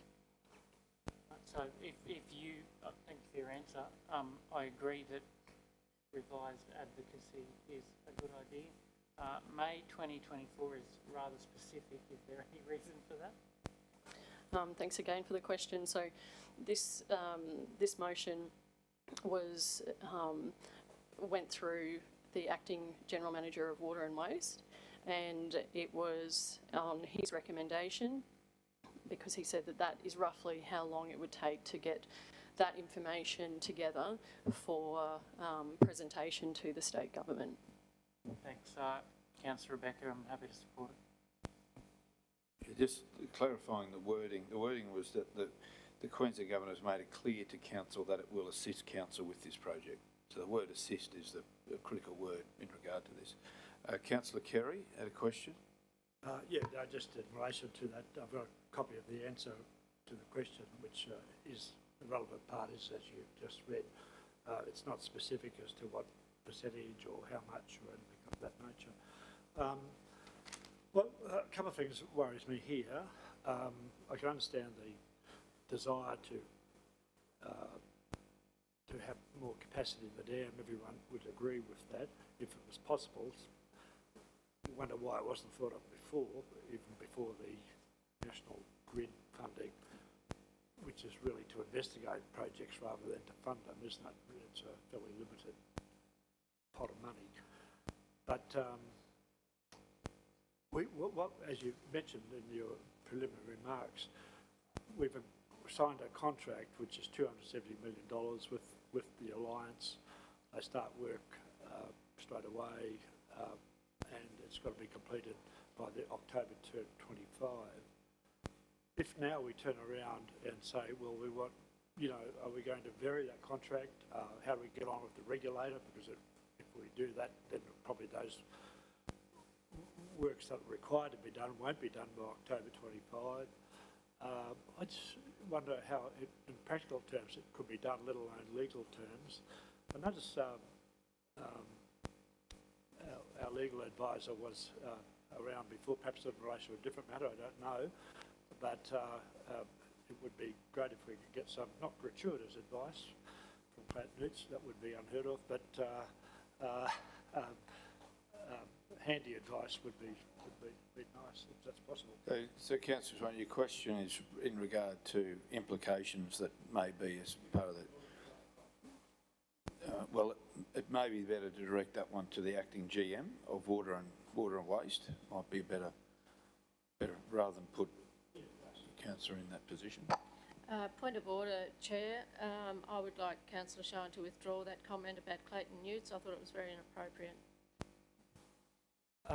Well, having worked at Clayton Utz on its forebears for 5 years, I can assure you they wouldn't take offence, and it wasn't meant in an offensive manner. If they are offended, I apologise to them. General Acting GM, Joke. You got the question?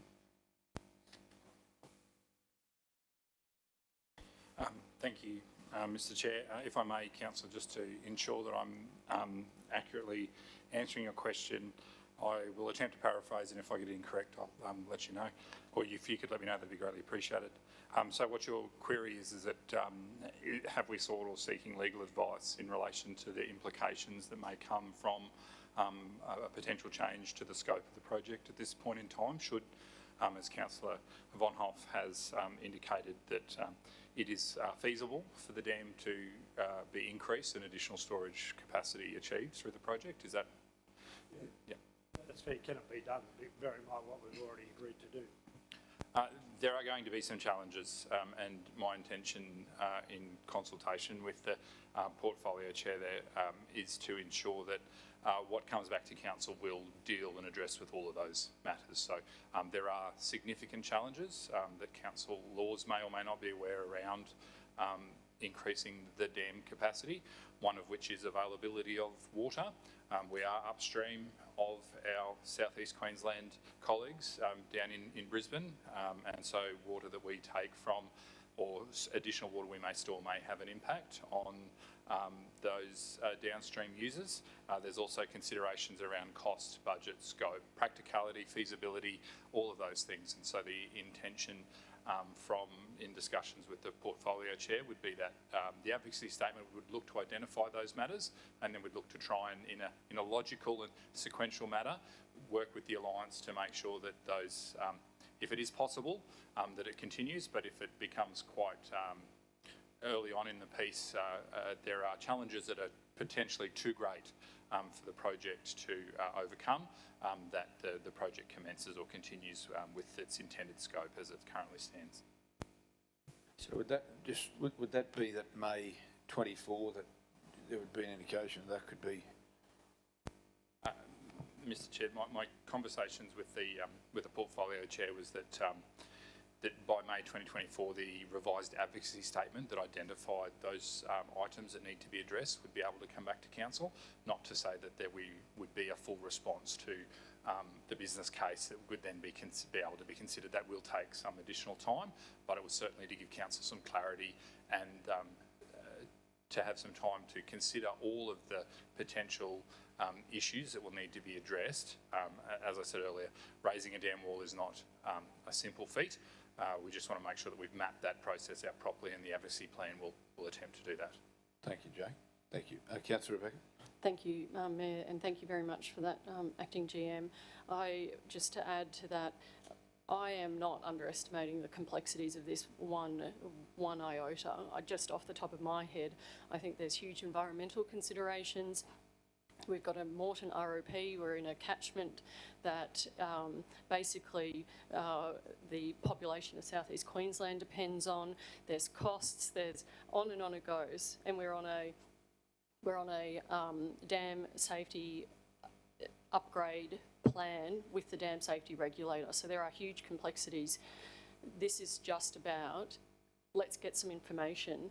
Let's get some information, because at the moment, if any of us were asked, for $270 million, we're not getting any extra water, how much would it cost to get extra water? We can't answer that question. The answer to that might be that it isn't possible, or the answer might be, for an extra $500 million, this, percentage of water could be added. We don't know that. This is just about, let's get that information. And we were always told, we've got the expertise with our in-house engineers and SMEC and Seymour White to provide more clarity about that. Thank you. Now, we had comments. Councillor Carroll? And Mr Chair, I actually could have framed a question. Councillor Shines brought up a lot of the things I wanted to say. I've been around long enough. I support the advocacy part of this. I thought we'd voted down the fact that extra water, to find a feasibility of extra water, the impacts of that, and it won't be in our shire, which it isn't now, it would and could take up to 10 years. And I know that. And that'd be right, Jake. Because you have to look, there's people, we're talking about this, our dams aren't even in our council area, and the impacts of our dams don't impact on our people, they impact on the people that are downstream from us, as the GM, acting GM has mentioned. We're causing stress to people down there by even mentioning this sort of thing, and we have a dam upgrade that we have to have finished by a particular time. We're clouding that fact by words and things that sound great. There's no way we're going to know anything about extra water, who impacts, what we have to pay for the acquisition of those properties, what stress it's going to cause to those people, and what is going to happen downstream because of our desire to want to have more water. And I have to say that, having been someone who was here since 2008, that is, water and a guaranteed safe drinking water is critical. And the Wivenhoe pipeline was created just for that reason, and that's why it was there. I think all this should have been done 12 months ago. The fact is, we have to do a dam upgrade. We've employed people to do it. If we're going to do this, not going to be done by May 24, it's going to take 10 years. We're probably in a debate but Mr Mayor, I'm just trying to point out that we're sitting around here listening to words that sound great. In reality, it is not going to happen. It'll take at least 10 years, and it won't impact on anyone up here. It'll impact on people downstream and the people in the Somerset region. Okay. And so I think that, we need to have a bit of a reality check when we're talking about this sort of stuff. It's not, I support the advocacy. The extra water thing, that's going to take a long, long time. Even to get Wivenhoe in place took a long time. Okay, well, Councillor Carroll, you may consider the potential for an alternate motion, perhaps, if this first one is defeated. We have more comments or questions? Question, Councillor Nancy. Thank you, Chair. First of all, I think, we talk about the Wivenhoe catchment. They'd be very happy if we were taking water off them at times so that Brisbane didn't flood. And I keep getting upset that we keep saying it's a negative that we're taking water out of the Wivenhoe catchment. It's a positive. On more times it's a positive than it is a negative, and I think we need to shift our focus on that to make sure that that's actually what we talk about. But the Water Vision, in the Water Vision's document, it mentions, so it was considered, Councillor Kerry. It has been always in the Water Vision, but the Water Vision simply says it's too expensive or something along those lines. And Acting GM Jake's nodding up there. But we didn't know what that meant. We've never known what too expensive meant. Now that we've got the experts lined up, there is an opportunity for us to find out what that means. And why wouldn't we investigate so that we actually understand what it means? We may still say no, that it'll cost too much, but why would we not ask the question? I think it's important. It's too important for the people of our region to ensure they have decent water security. And I have to say, God help us if we're going to continue to rely on just the Wivenhoe pipeline for our future water security. So we need to be looking at all of this. And let's just ask the question. Let's give that consideration today. Probably into the debate there as well. Are there any actual questions in regard to the motion that's been put before us? It's a question, Councillor Shine. Yeah, just two, if I could. One is in relation to the National Water Grid Fund itself. I don't know how much you know about that, but my endeavours last night to look at Google it, first of all, sort of came back with the information that it had to be focused on primary industry. And of course, what we have in mind is not primary industry at all, it's for urban consumption. But there may have been a change of heart, and I think hopefully there was a change of heart with the current government to include urban facilities. So I think before we sort of spend time, your time, and taxpayers and ratepayers' money on this, we might just have a quick look to see whether we qualify to put in an application at all. Yeah, I'll leave it at that. Okay, Councillor Shine. Other questions, comments? We've got a mover and a seconder to this motion. The motion is moved by Councillor Rebecca, seconded by Councillor Nancy, that a revised advocacy plan for the Crestbrook Dam Safety Improvement Project be tabled at the Water and Waste Committee meeting on May 2024 for Council's consideration and endorsement. The revision of the plan should include identification of suitable activities to 1. Highlight the Crestbrook Dam project's strategic alignment to the Australian Federal Government National Water Grid Fund, including, this is important, including the potential of increasing water capacity in Crestbrook Dam as part of that project. And 2, best enable the Queensland State Government to prioritise Council's project in applications made to assess the fund. Would anyone like to speak against the motion? Councillor Carroll, you'd like to speak against the motion? That being the case, Councillor Rebecca, would you like to speak to the motion? No? Speak against the motion, Councillor Carroll. Thank you, Mr Mayor. Well, what's already been talked about, we have in-house, we're talked about in-house, they're not in-house, they're contractors, and they've got a contract to raise the dam wall, which has been mandated to be completed by 2025. If we as a council require the contractors to do studies outside this scope, we will risk the project and the contracting alliance can walk away from that project. It would take many years to assess the viability of ways to raise the water content of the dam, and I think that's been pointed out in this room so many times. We might wish it to be the case, but realistically, it'll be way out of our scope. It'll take many, many years, number one. Number two, it'll cost a lot of money. And number three, it'll impact on people downstream of us. And I'm not just talking about governments in Brisbane, I'm talking about the people who live between here and Wivenhoe Dam.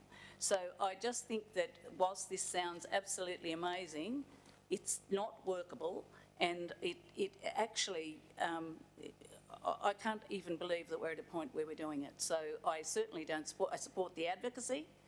I certainly do not. Anybody who's had anything to do with any projects, particularly with scoping and something of this size, to look at any increased water content of that dam, how we're going to do it would take, in my view, and I'm not an engineer, but and we're running out of them, they're leaving us. So at the end of the day, it'd take at least 10 years. And we have a mandate. Our mandate has been mandated that we raise the dam wall for safety of those very people downstream that are going to be impacted should we acquire or try to realise more water. Thank you. Thanks, Councillor Carroll. Speaker for the motion. Councillor Tim. Thank you, Chair. It's called advocacy. Ask, ask again, ask again, ask again, and I consider it the job of everyone around this table to be asking through the appropriate channels of state and federal government to prioritise this project in budgetary considerations. And if we're going to go into the next decent 5 to 8 years with a $270 project around our neck, I want to be asking every opportunity we can for state and federal to come on board with that. I share the upsetness of everyone. Upsetness isn't even a word till now. That we had a wet summer last year and we tipped that water down the hill once it hit 100%. And imagine if we could upgrade the capacity of this dam when we're in there doing all of that work. And I know we've seen reports, but ask again. And if we're doing that work, surely we can ask again and again and again. So this is about advocacy, and I consider this good value for money for the ratepayer, that we are doing our job and making sure every box has been ticked and every advocacy that we have the opportunity to do has been done. Okay. Anyone speaking against the motion? Councillor Kerry. Thanks, Chair. Just on the points raised by Councillor Tim, nobody disagrees with the continued need for continued and effective advocacy, particularly with, as you said, the $270 million project. But this is not about that project. This is something different again. The heightening of the dam for the purpose of catching more water. It raises that problems that we talked about before, that may well not be something that the state government, Seqwater, Brisbane City Council for that matter, may be willing to agree to, because they do see our dams, the next item to be discussed shortly, Emu Creek and other Stanley River, etc., Brisbane River, as the source of their water.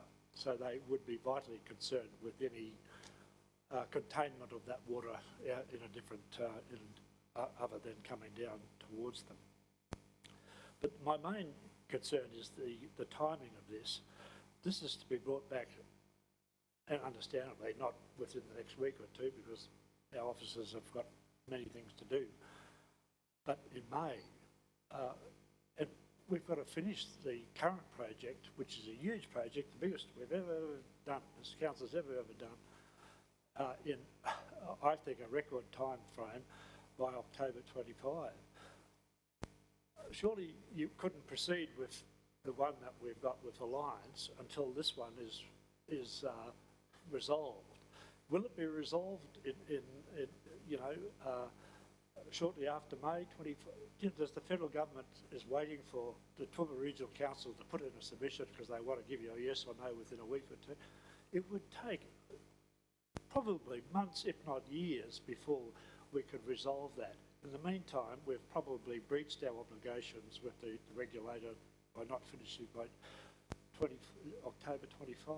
So let's, I'm not against the, it's a great thing to be an advocate for this cause. We all must be unified in that and must not show division in relation to advocacy for the upgrade of the dam funding.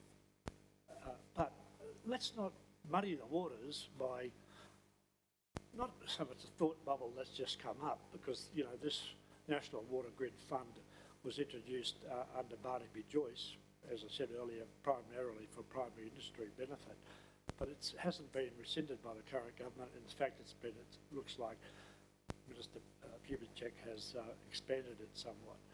It may well be relevant to it, but it's a limited fund to fund investigations as opposed to actual providing tens and hundreds of millions of dollars towards the cost of the project.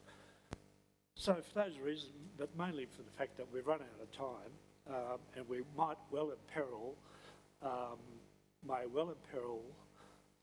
our ability to comply with our legal, and we should get legal advice on this, on our legal arrangements with Alliance, if we pass this sort of motion today. I think it really behoves us, personally, if people are keen to see this come to a head, that they might well consider it should be put over until the next meeting, so that advice can be obtained before we might, in some way, imperil our legal position. So Councillor Shine, are you suggesting that you could have an alternate motion if this is lost to hold over to another meeting, or you're not suggesting that? Well, I'm happy for it. I think that might be a compromise position, that it's not dead in the water, but it's still there, but to get advice, legal advice as to whether or not, well, you know, we can, in practical terms, do it, or if we can do it, ought we do it? Thank you. Appreciate that. Speaker in favour of the motion. Councillor Nancy. Thank you, Chair. I won't say too much, but there was very interesting politics there about the National Water Grid.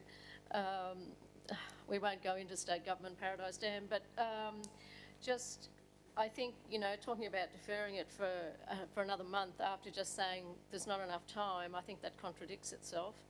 I think we do need to just get on and ask this really important question. And if we vote this down today, what opportunity are we missing because we're not game to actually do what really does need to be done? We do need to know the answer to this. We need to know the answer for our ratepayers. That's who we need to know the answer for, because they're all asking it. So we need to be able to say to them that we have looked into this with confidence and that we are sure that we are doing the right thing. Thank you. Speaker against the motion? If not, Councillor Rebecca, would you like to sum up? Yeah, thanks, Mayor. I'll be very brief. I remind councillors that we're spending $270 million on an upgrade of our spillway. For $270 million, we're currently not getting any added water, not a single, not the water that would be in this glass, nothing. We have, since December, 1 month ago, we signed the contract that brought in engineers to supplement the in-house knowledge of our water department. We now have water engineers from SMEC and Seymour Wyatt who have the expertise to give us the answer to two very simple questions.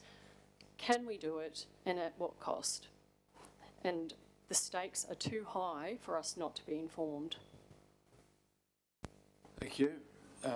Councillors, the motion there is as per was brought forward as a notice, matters of notice. So I don't propose to read that out again. Those in favour of the motion? 1, 2, 3, 4, 5, 6, 7, 8. Those against? You'd like your votes recorded? Councillor Carroll, Councillor Kerry, recorded. Thank you. We move then, councillors, to item number 12.2, which is Emu Creek Dam. And the proposed motion moved by Councillor Rebecca is that 1, that council support a comprehensive investigation into Emu Creek Dam as a water source for Toowoomba Regional Council. 2, the council request that the state government apply for National Water Grid funding for this investigation. And 3, that funding council's request to the state government, estimated by officers to cost $50,000, to be considered budget review 2, which, as we heard recently, would be in February or around in February some stage. That's the motion, Councillor Rebecca. That's as read. Nothing's changed since the report, since the agenda's gone out. Could I just ask one question before I go to a seconder? The number 1, the word that council support, that's not talking about financially doing anything. It's just wanting support here to go to the next phase. That's right? To investigate. Okay. So the motion is there before us. Is there a seconder for this motion? Seconded by councillor Nancy. You can have questions, and I just wanted to get it on the So, book. Mr Mayor, and through you to councillor Rebecca,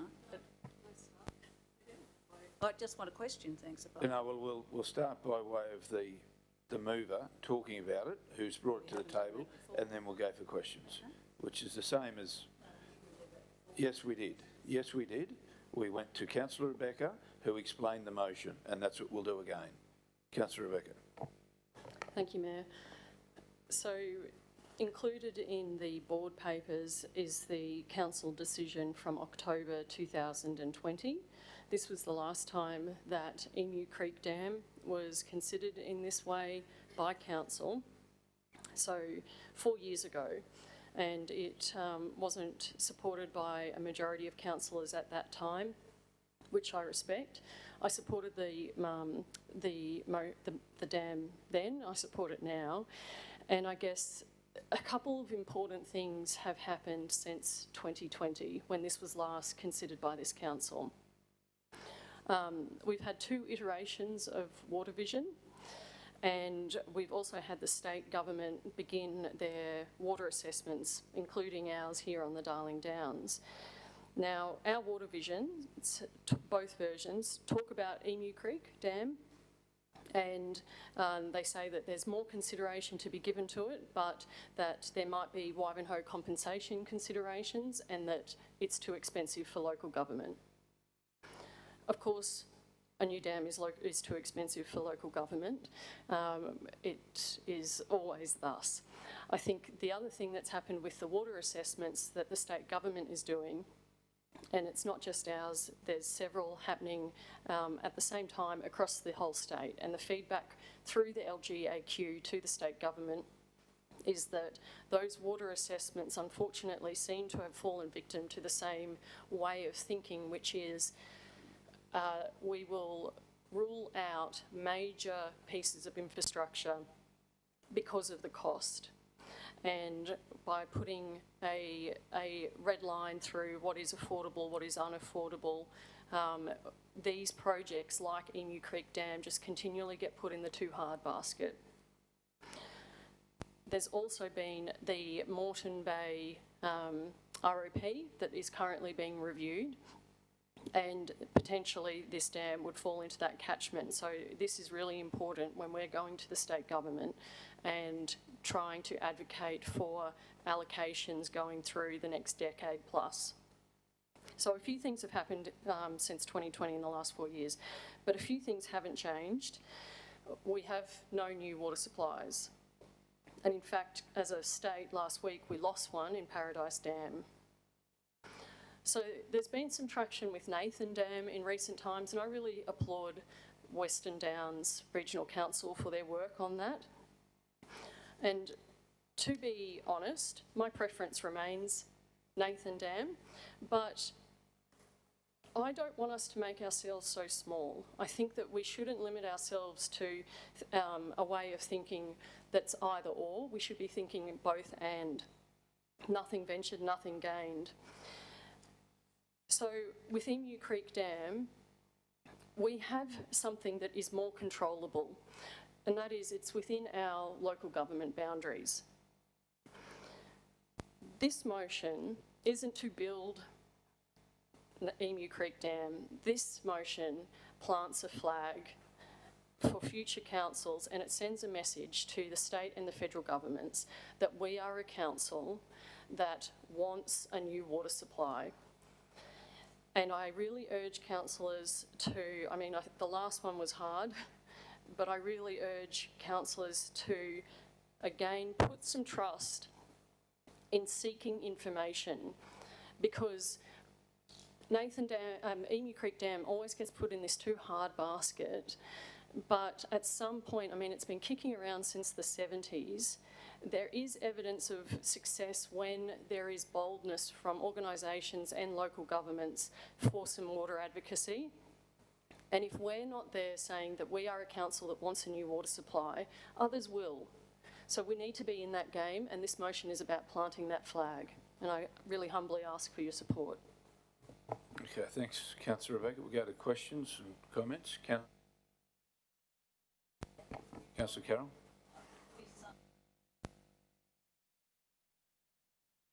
You're saying we're not taking anything, but then we're asking for a request of $50,000 in budget review too.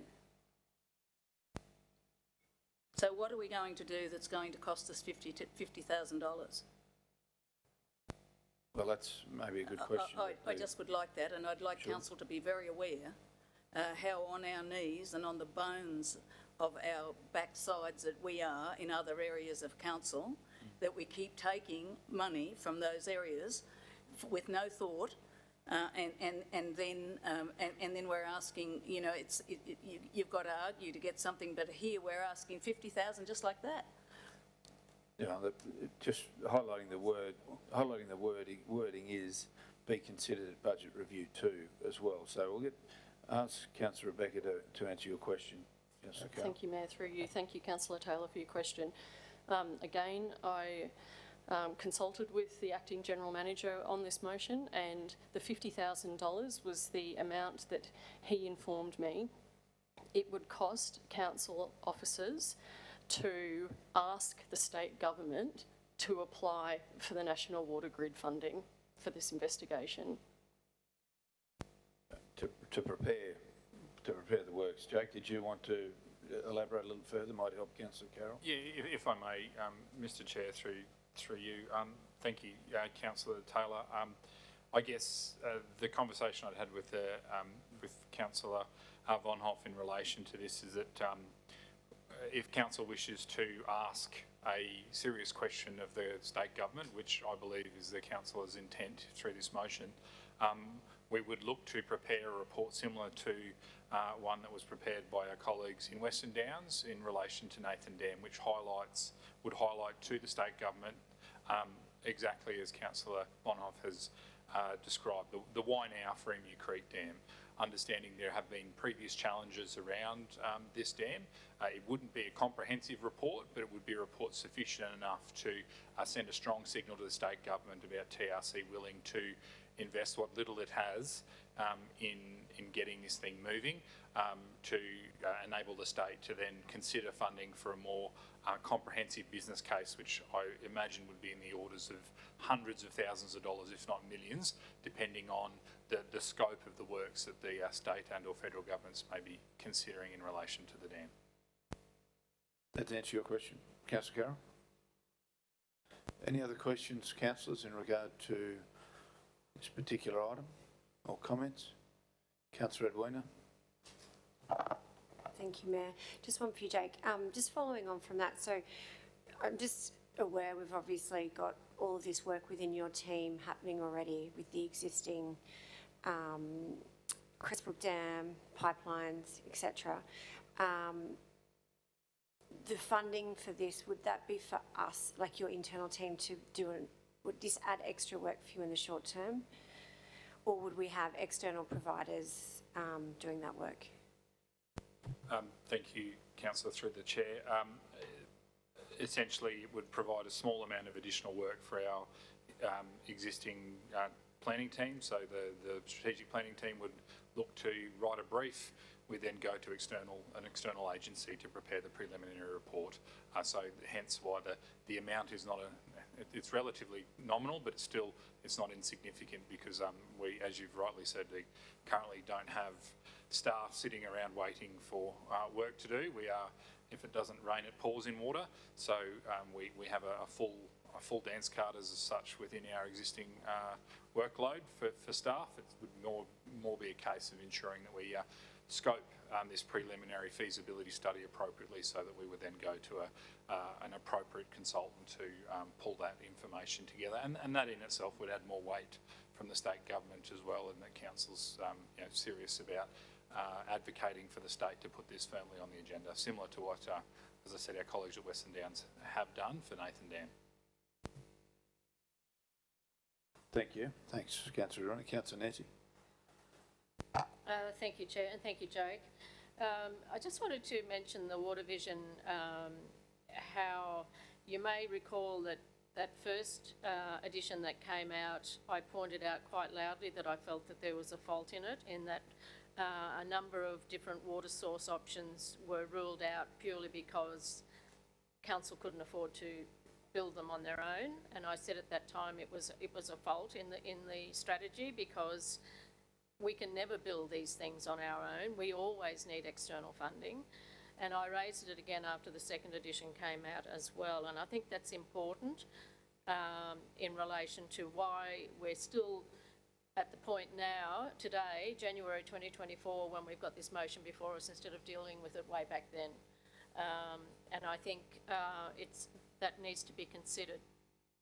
I also want to go back to what I was talking about this morning, about council resolutions. When there's a resolution of council, it has to be accepted and respected by everybody, whether it be staff or councillors, and it has to be, we all have to work towards those outcomes. So there can't be any pushing back against it because somebody's not happy with it. And I just want to reiterate that again, because it's important.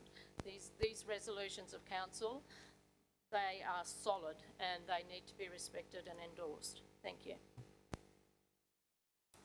Any other questions, councillors, in regard to or comments?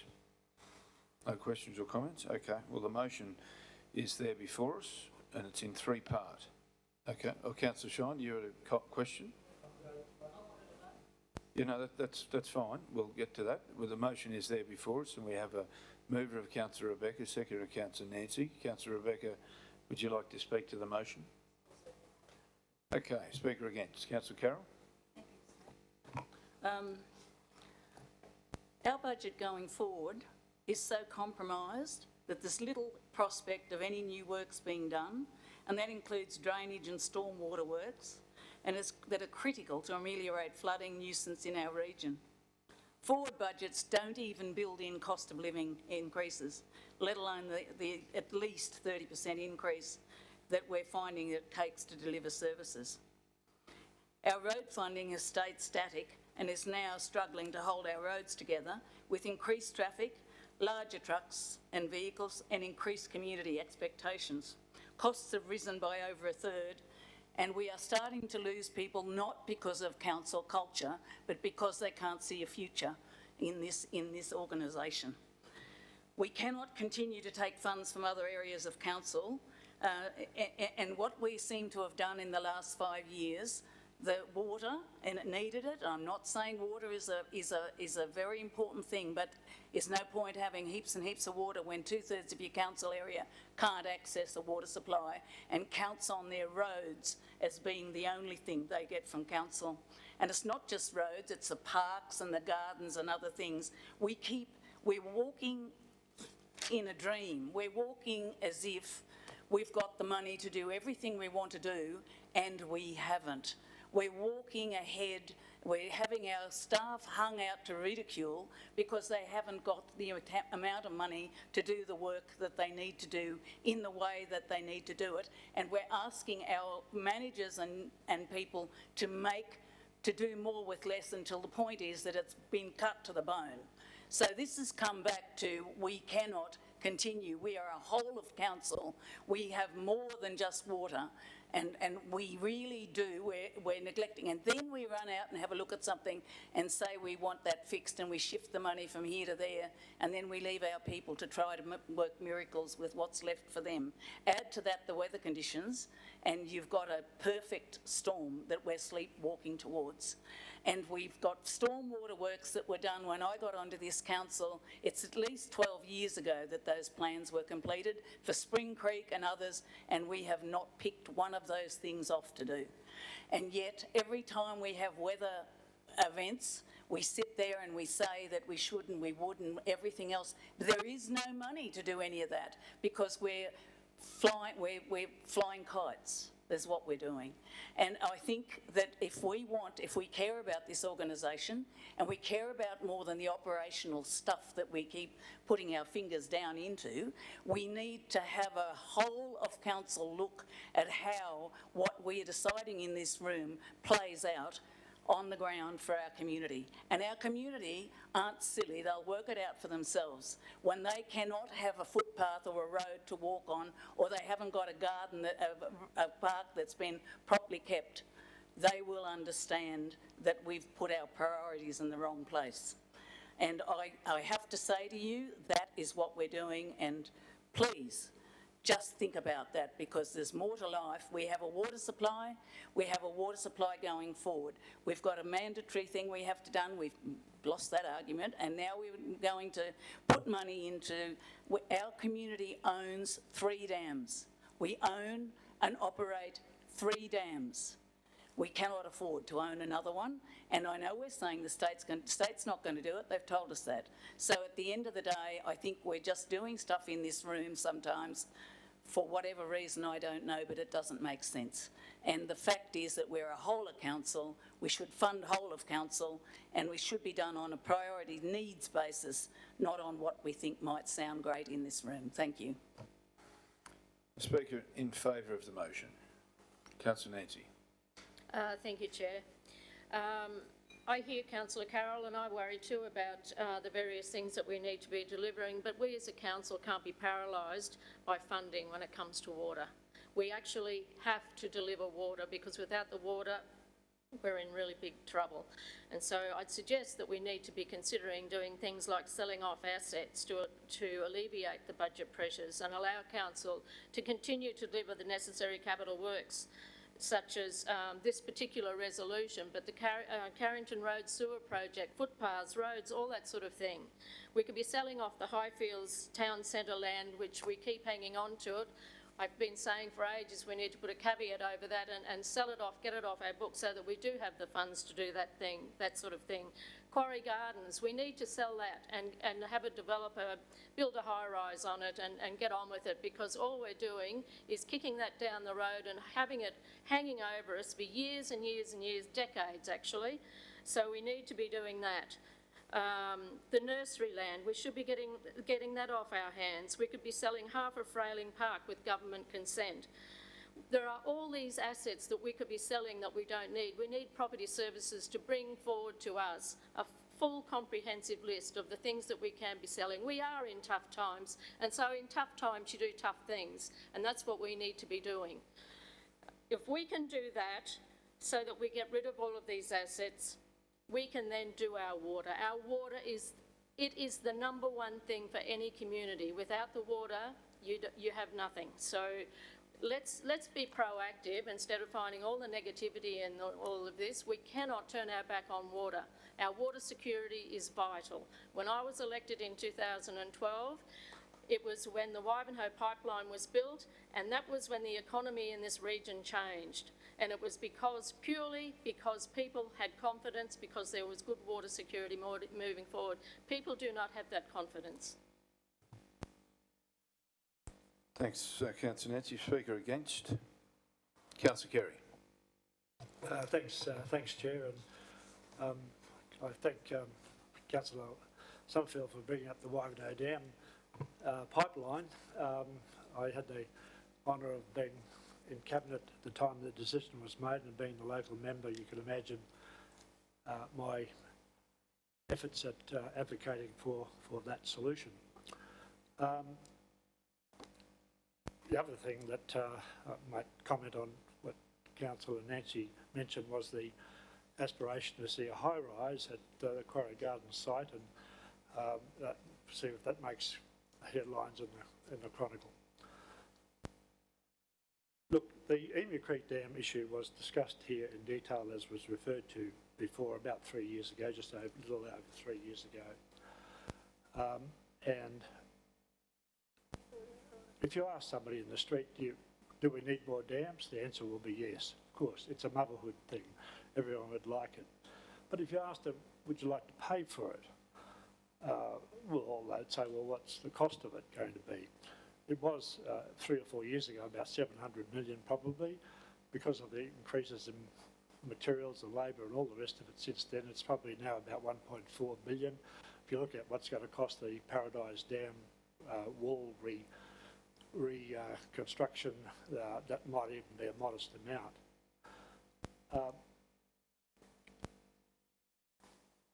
I raised arguments against the Emu Creek proposal in a speech that I made here at that time, and I referred to the work that was done by the Toowoomba Water Supply Task Force in that report that they published in December 2006. And this was a body that was comprised of people including notable locals like Clive Berghofer and Dr. John McVeigh, and the former General Manager of our own water division, Kev Flanagan. And the findings were simply that it was going to be too expensive and too unreliable.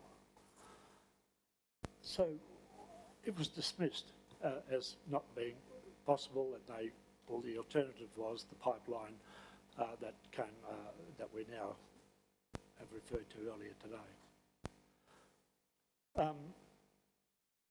At the time, I had this, just quote from my own, what I said at the time here.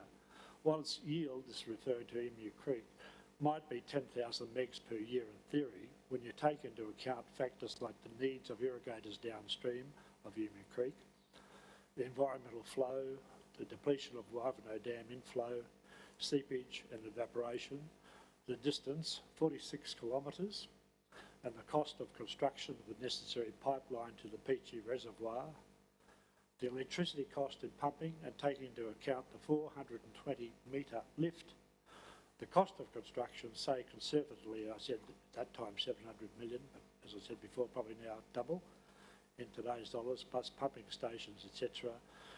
And as we know, the enormous cost of maintaining these pipelines. They seem to be bursting every week up there between Perseverance and Highfields at the moment. So it just doesn't cut the mustard. The return on it just doesn't cut the mustard. You have to make up your mind whether, if you did go ahead, whether it is for flood mitigation, in which case you'd keep it empty for when it rained, it would save the water going down, or it's for water supply, in which case you'd like to have it full all the time, so it's supplied to Toowoomba. There is a contradiction there.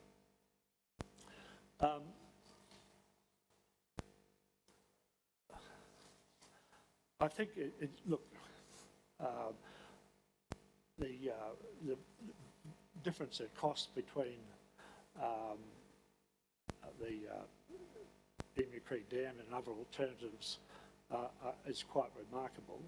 In my view, I think we should be really looking at, in answer to Councillor Nancy's comments, we need water, what are we going to do about it? The obvious answer is recycled water, and we should be looking into that investigation. Why? Because it's a lot cheaper. We paid for, expensive reports, Water Vision into what our needs will be and what's available. And what it revealed in the 16th of October 20 version was that the direct potable reuse was around about 1/3 to 1/2 cheaper than the Emu Creek Dam, and of interest perhaps to Councillor Von Hoff was it was 4 or 5 times cheaper than the Nathan Dam option as well. People have got something got to pay for this. Even if the state government, which is opposed to it, as I understand, because of it's going to rob the Wivenhoe Dam of its water. But even if a change of government, they are in favour of it, what degree of assistance will they give? The state government in 2009 agreed to a 2/3 contribution for the Wivenhoe pipeline. That leaves 1/3 still to be paid for, and we've still, that's part of our debt at the moment. Could we afford 1/3 of, say, 1.5 billion, a 500 million debt on top of what we've got already? Were we allowed to borrow that amount? We're only allowed to borrow 300 million. It's just not possible. So why investigate something which doesn't stack up, which that committee that I referred to found that it was too expensive and unreliable? why go down that track? Why spend money? Why spend the time of officers on it when it's just never going to be affordable for us, even if the state government did come into the party, to achieve. So raising expectations in the community that, 2 months out from an election, raising expectations in the community that this council is really concerned about water. If we are really concerned about water and future water supply, we would have the guts to investigate recycled water, which is a lot cheaper, and all the science shows is much more pure than the dead cattle in a dam will ever be. Thanks, Councillor Kerry. Speaker in favour of the motion, Councillor Melissa. Thank you, Chair. Thank you, Councillor Vonhoff, for having the courage to bring such a motion forward. Most of the points raised against this motion this afternoon have been focused mainly around the cost of building a dam and raising expectations of a community. Well, this motion actually is not discussing or proposing that TRC build the dam. This motion requests that we plant a flag and fly it high and wave it to the Queensland Government to consider another water source. A water source is critical to the economic development of this region, and that has been proven time and time again. What is the cost of this, asked Councillor Shine? Well, that's what this motion is requesting. It's asking to investigate the viability of the Emu Creek Dam. But my question is, what does it cost to not do it? What does it cost? What's the opportunity cost for our region to at least not investigate this? I believe the region would rather an asset that offers security than have dormant assets offering nothing but maintenance costs to this community. So I actually support Councillor Summerfield's points when she raised about the dormant assets of our region. I ask this council to be brave, have courage, and have vision for the members of our community and secure the future of this region and support this critical motion. Thanks, Councillor Melissa. Speaker against the motion? There's no speaker against the motion. Councillor Rebecca, would you like to sum up? Thanks very much, Mayor. And thanks, colleagues, for your questions, your debate, the points that you've raised. Councillor Shine raised a couple of dates. He talked about a report from 2006, almost 20 years ago. And a few things have changed in those 20 years. The population's changed, we've boomed, but we're also getting more intense rain events. And the last time that we had flooding, I remember thinking and lamenting the fact that we didn't have a fourth dam, because if we did, it would have been full and it would have allowed us to ride out this pattern that we've fallen into in drought. Intense rain event, 10 years drought. Intense rain event, 10 years drought. I'll give you another date, 1983. That was the last year that a dam was built in Toowoomba region, Cresbrook Dam. Councillor Shine talked about the cost. And I think to Councillor Taylor's point, this is exactly the point. We don't have that information. Again, this motion is about getting that information. We're talking about a request at a budget review of $50,000. And Councillor Summerfield has discussed some of those ways that we need to be considering our budget. But folks, we have a budget per annum of $651 million. If we can't prioritise $50,000 for water, then we should pack up our bat and ball. Water is critical and it is the key to unlocking our potential.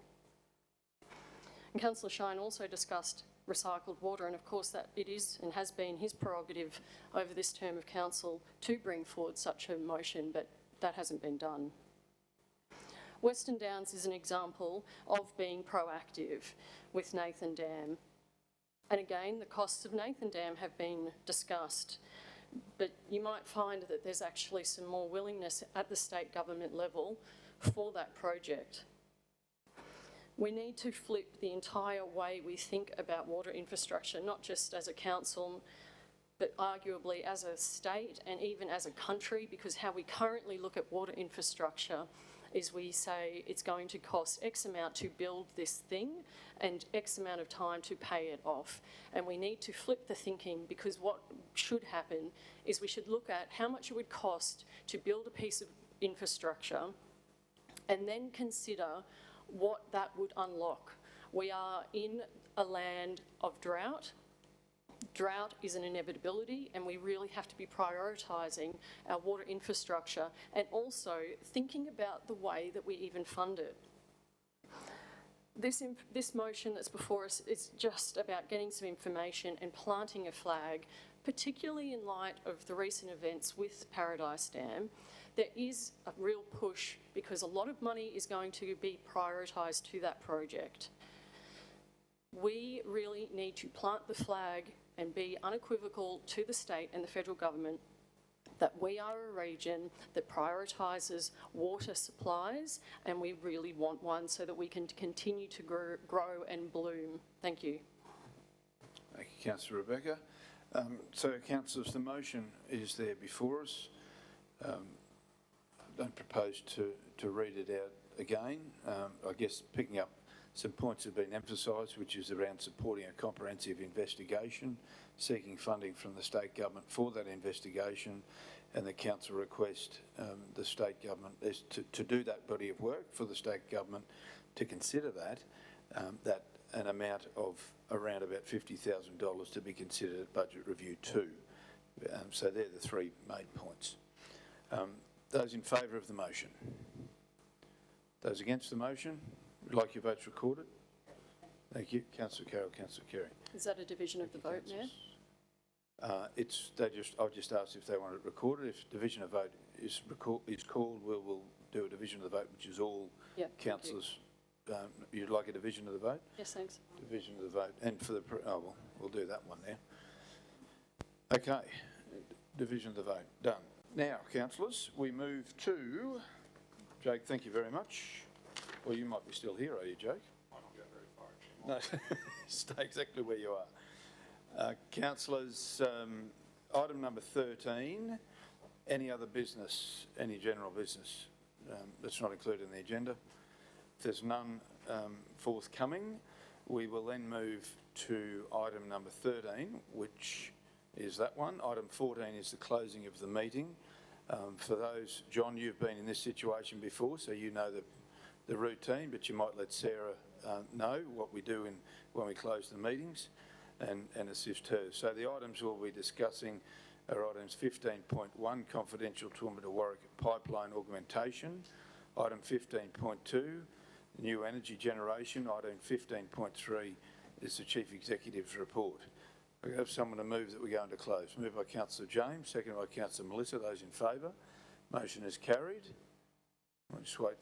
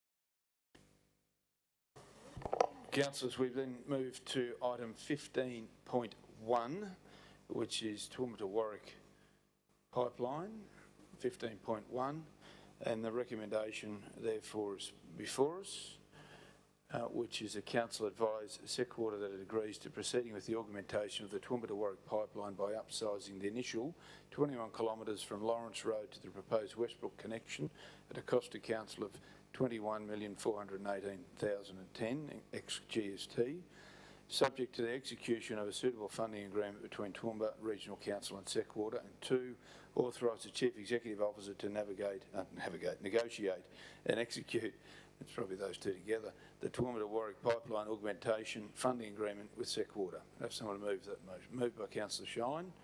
Second for that motion. Second by Councillor Carroll. Those in favour? And those against? Would you like your vote recorded, Councillor Nancy? Okay. Vote recorded? Okay. Thanks, Kirsten. If you can make a note of that, that would be terrific. Thank you for that. We then move to item 15.2, and the motion there is before us in regard to the council resolves to enter into a deed with BE Power Attachment 3 to the confidential report entitled WT 25-19/20, New Energy Generation, Invitation to Tender Stage 3B, Deed for Variation, provided BE Power returns a signed copy of the deed by 21 February 2024, and the Chief Executive Officer of Council be authorised to execute the deed.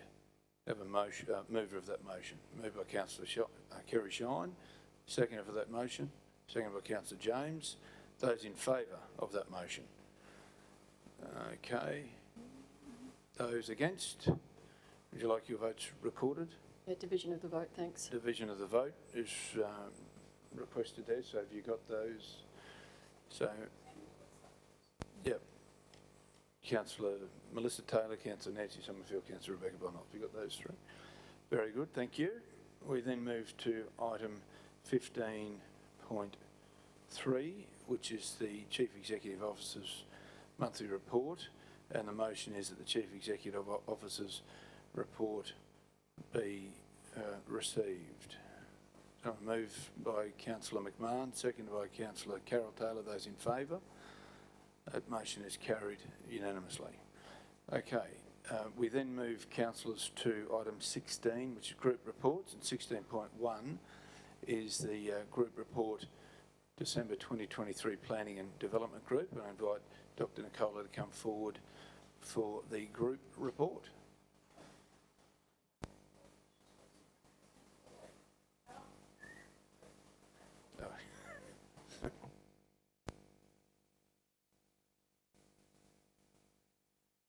Thanks, Dr Nicola.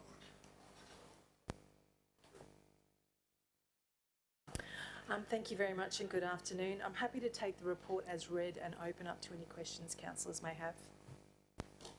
Pardon me, thank you, Dr Nicola. Questions, councillors? Councillor Nancy. Thank you, Chair. Thank you, Nicola, for your report. On the second page, I believe it is, under economic development, you mention in there BR2 budget request for funding assistance to progress the updates so the strategy has been prepared and submitted for consideration. Can you advise how much that is, please? Thank you very much for that question. All from memory, I think it's $50,000. Thank you. But I will confirm that afterwards. Okay, that'd be good. Because I'm thinking, you know, how much we pay TISB each year, and that's what really needs to be thought about as being added onto that in its own way. And then the sponsorship, which is right underneath that, you mentioned there's 2 applications, and I'm just wondering, will those actually come to council for decision, or?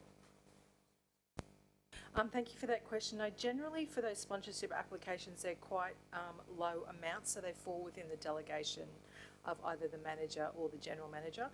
However, we decide those as a group, taking into account ensuring that we are financially responsible. Thank you. So it would probably be quite handy to have, for transparency, to have how much those are in future reports, please? Absolutely, we're happy to do that. And I should add as well under economic development, so together with Dane, we're writing the economic recovery strategy, which is part of the disaster planning. We haven't had one before, so we're putting that on paper now, and that should be done in a couple of weeks and ready to bring to you. Thanks. Thank you for that. Any other questions, councillors, in regard to the Planning and Development Group report? Councillor Shine. Just to clarify, on page 613, some of the items there, the fourth one down, I take it, is that the Blueberry issue at GM? Thank you, councillor. Yes, that is. Yeah, and the last two in relation to significant panels, electrical, for production of electricity, is that right? Yes, so there was a material change of use and then also the reconfiguring a lot. Any other questions, councillors, in regard to the Planning and Development Group report? If there are no further questions, then the report, thank you, Councillor, thank you, Dr Nicola, that the Planning and Development Group report be received. So if someone moved by Councillor James, second by Councillor Edwina, those in favour, motion is carried unanimously. We move then to Water and Waste, item 16.2, and welcome Acting General Manager, Water and Waste, Jake, back again. Welcome, Jake. Thank you, Mr Mayor. Good afternoon, councillors. I'm happy to take the report as read and answer any questions you may have. Thank you very much, Jake. Councillors, questions in regard to the group report for Water and Waste? Any questions in regard to the group report? Councillor Nancy. I did wait in case someone else was going to ask one. So, Jake, I'm not sure if this is in relation to waste, so, and Natalie's away, but I just saw there that there was a 32% increase to O'Mara Road with 1,048 customers recorded, and I just wondered, did we have delays there, or did we have to open the second gateway to ensure that people weren't backed up out onto O'Mara Road? But you probably can't answer, can you? I'm happy to take that on notice, but Yeah, I thank you. did notice that the Mayor was, in fact, may have visited the facility on that day. He may be able to provide us with some advice as to whether or not there seemed to be delays. Yeah, look, I didn't have any issues, I have to be honest with you. It was moved through quite quickly, and I have to say, if anyone's looking for a gift to recycle, a recycle gift, head out to the Reviver shop. It's well worth it. It sure is. You can certainly make good use of some of the gear out there. Absolutely. And I've donated a bit back as well, so that you might be able to pick up Good to hear. I hope you didn't give it direct to the shop, did you? No, I went through the correct channels. Just making sure we get our cash out of it. Went through the correct channels. No, all good. Thank you. Any other questions for Jake? If there's no other questions, then the report is there for us to vote on, that the Water and Waste Services Group report be received. Moved by Councillor Rebecca, seconded by Councillor Nancy. Those in favour? Motion's carried unanimously. Thank you, Jake. Appreciate it. We move then to item 16.3 and welcome General Manager Mike Brady for the group report for December 2023, Infrastructure Services Group. Thanks, Mike.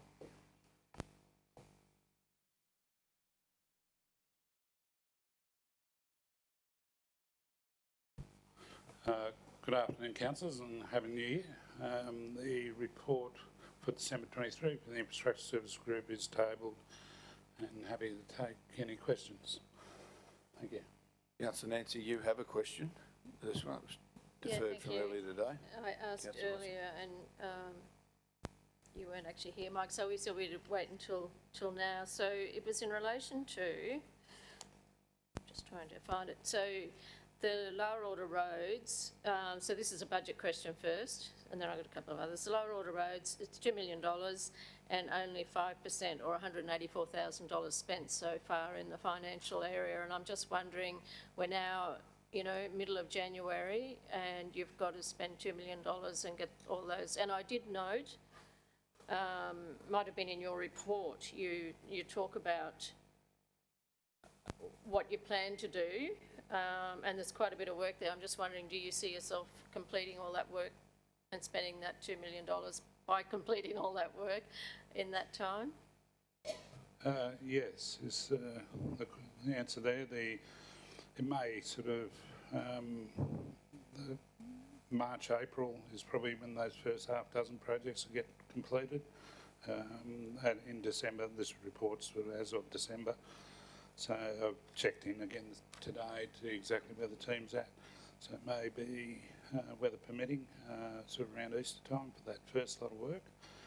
That said, and then we're hoping to, as noted in the report as well, Ostrich Road to commence in Q4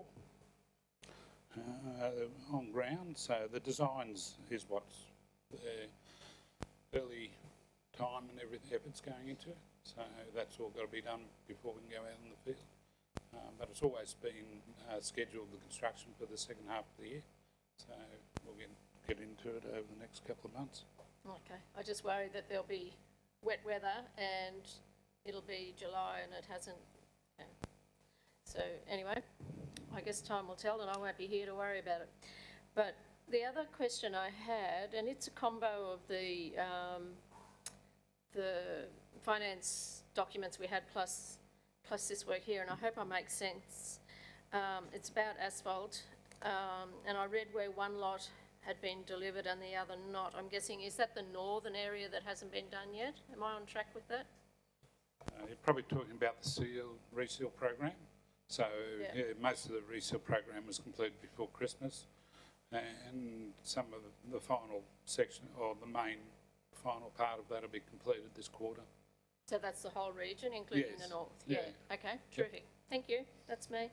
Oh, no, one more. One more? Yeah. No worries. The You're on. Perth and Curzon roundabout, I actually did send an email, but didn't get a response. How long did that actually take to do, that project?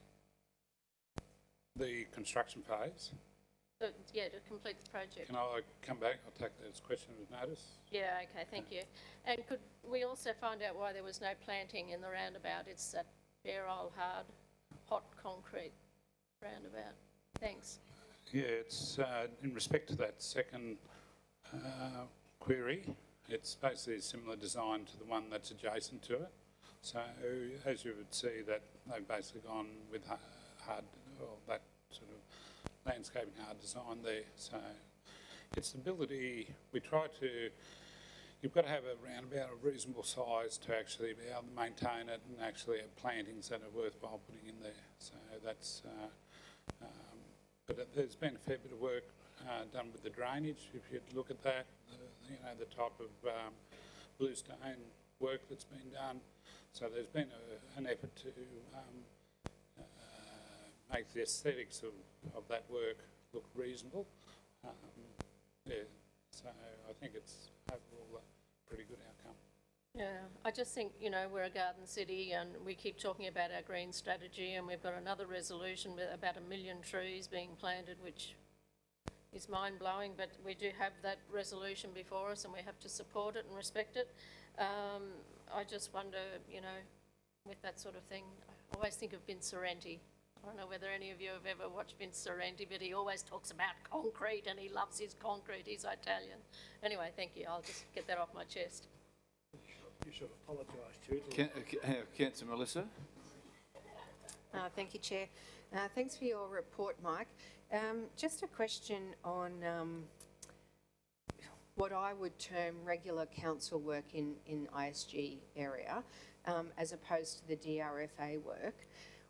And I just noticed in the flood recovery program summary, the overall progress is at 31.7%. So I'm just wondering, or just would like a comment on how that flood recovery program is actually impacting, or is it impacting adversely on the other works that we need to do in the road area for our region? And where are we at with it? No, a simple answer there is probably no. It's obviously an impact across our whole region, the flood recovery work, and we've put a lot of teams on board to undertake that work. We've had an extension of time from June completion to end of year completion given to us through the Queensland Reconstruction Authority. The reason we brought on 2 major civil contractors is there's a substantial amount of work there, and we're trying to do, when it comes to the amount that we do, as well as what we have in our capital/operational budgets to do, we try to find a balance there to keep, from a resourcing point of view. We're quite confident at this point, unless there is, major wet weather events. Again, that, completing our capital program this year, and that should be achievable. Our budgetary position, as councils are well aware, has sort of come back in the last couple of years, and so that there's not a huge program of work out there to complete across the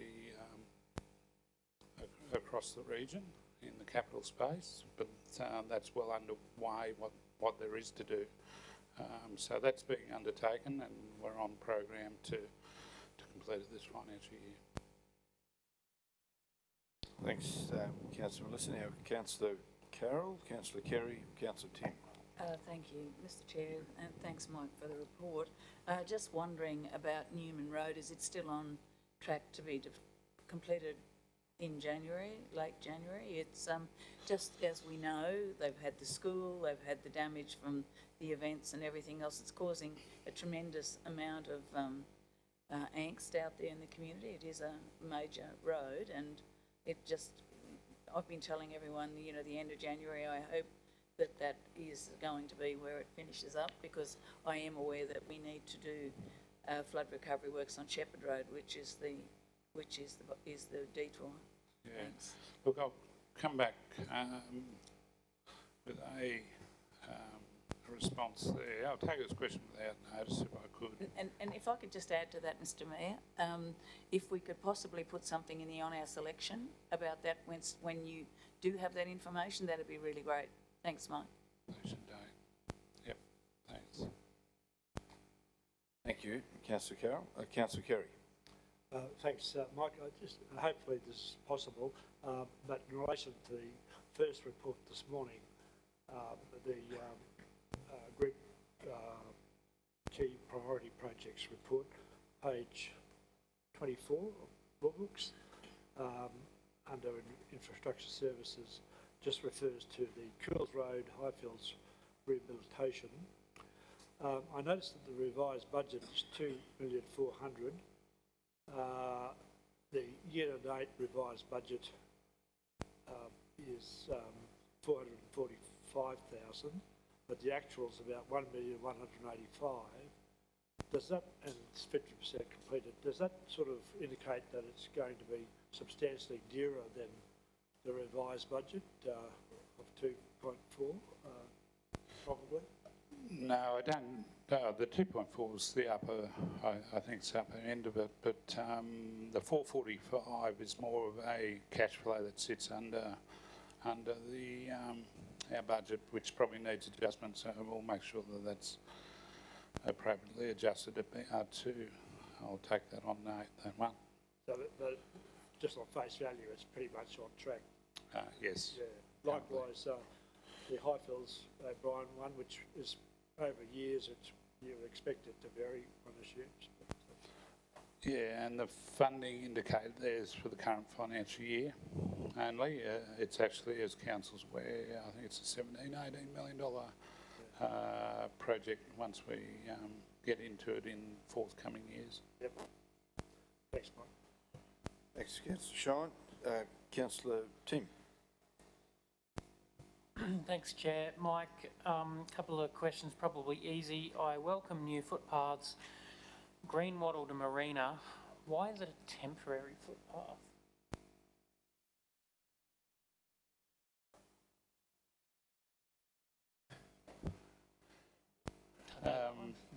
Look, I'll take that on note, but I think it's just a bit of a misnomer from a point of view that we typically do that probably in concrete, and there is, actually the top section, actually I think it's where the future development's likely to happen. So the work that we've done will actually probably get ripped up and put back down at some point in the future. So the section now that's come to me again, so there's a couple of sections we sometimes do in front of property if we have to. We try not to, but because of all the community angst out there and the want and desire to get to the shopping centre there, and there's a lot of people that walk or mobility scooters and the like. Yeah, thanks for the answer. I suppose it opens up more questions because I know that road. I know it's hard to walk along. It's not really a walking road, and it's a necessity there. But we've got a list of how long, Councillor Melissa, 500 or something requests for a new footpath, and then we build the one that we've got to rip up. Is that? It's council decisions of the day. So they've come through the budget process, and council's agreed to do the works that we've done. So the reports have come through. I don't think that was ever put to me, Mike. It will be ripped up. Anyway. Well, it may not be. Yeah, what I'm saying is the developer will have to do frontage works when they do their piece of work through there. So obviously they'll design it to a level that suits their business. So that's the challenge through that section of road there. Thanks for that. One more question. Inland Rail, we're at the EIS stage. I'm waiting with bated breath. You don't know any dates on our local EIS?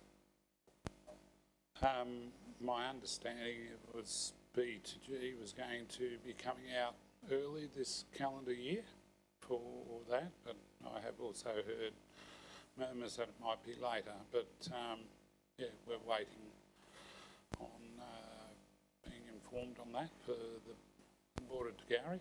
In respect to Gowrie to Kangaroo or Helidon down the range, I think that's probably at least 12 months or more away. Thanks very much. That's all. Thanks.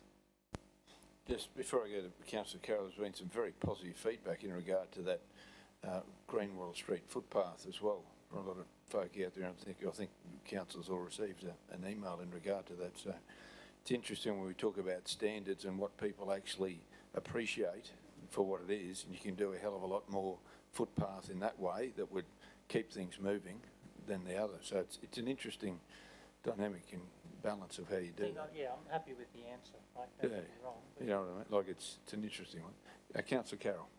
Thank you, Mr Mayor. I'd just like to comment on Cools Road.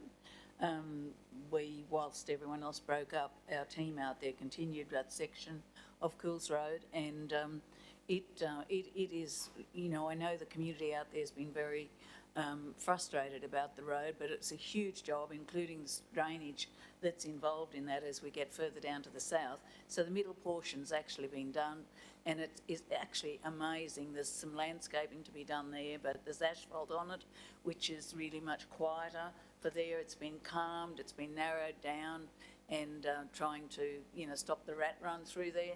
So I'd just like, on behalf of council, but certainly on behalf of the community, because the locals out there are very supportive, and to thank our teams for the great job that they've done out there, and looking forward to the next stage, which will begin next financial year, I believe, or straight away. Yes, it's already designed, Mike. So it's a huge uplift for that area and for the travelling public up there. And I'd like actually to thank the community for their patience in waiting for it, but certainly the teams have done an amazing job. Thanks. Thanks, Councillor Carroll. If there's no further questions, sorry, Councillor Melissa. Sorry, I just wanted to make note, Councillor Carroll, myself, Mike and his team went and celebrated the opening of the Nuku Road, and yourself, sorry, yes, you were there too, the Nuku Road project. That was a $6 million project that, has really gone across the border from our region to our neighbours as well, and it was really great to see some of the, the councillors from, thank you, South Burnett, sorry, a bit late in the day, need another coffee, but it was extraordinary to see those councillors there and celebrate, and thanks to the state government for the injection of funding for that project as well. But I think it's really important to also acknowledge the foreman of construction, CNM North, Raymond White. He retired after that project, after 25 years with council, and that was his last project with council. So it was really great to have him there at the opening, and it was really a great celebration, and lots of stories from residents along that road of what they had to endure, and now they're really, with that upgrade of the road, enjoying what fine construction there was. So thanks very much, Mike and the team. Yeah, well done. There's a lovely photo on page 628 as well. That's Councillor Edwina was there. Okay, if there's nothing further, the motion is that the Infrastructure Services Group report be received. Councillor Carroll, Councillor Melissa, those in favour? Motion is carried unanimously. Thank you, Mike. Thank you very much indeed. We move then to item 16.4, which is a group report for the Environment Community Services Group, and welcome General Manager Nick Hauser. Welcome, Nick.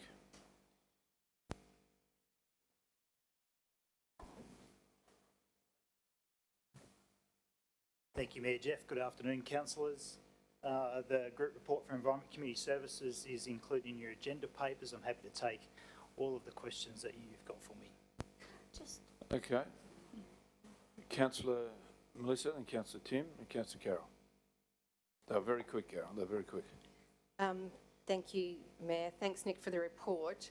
I do have something else to raise, but I'm going to leave that to Councillor McMahon because I know he wants to raise it. So I'll just put my 2 cents worth in when he raises it. But I just, the Toowoomba Regional Art Gallery, it's been closed since the 22nd of October. Do we have an ETA of the opening, or reopening, sorry?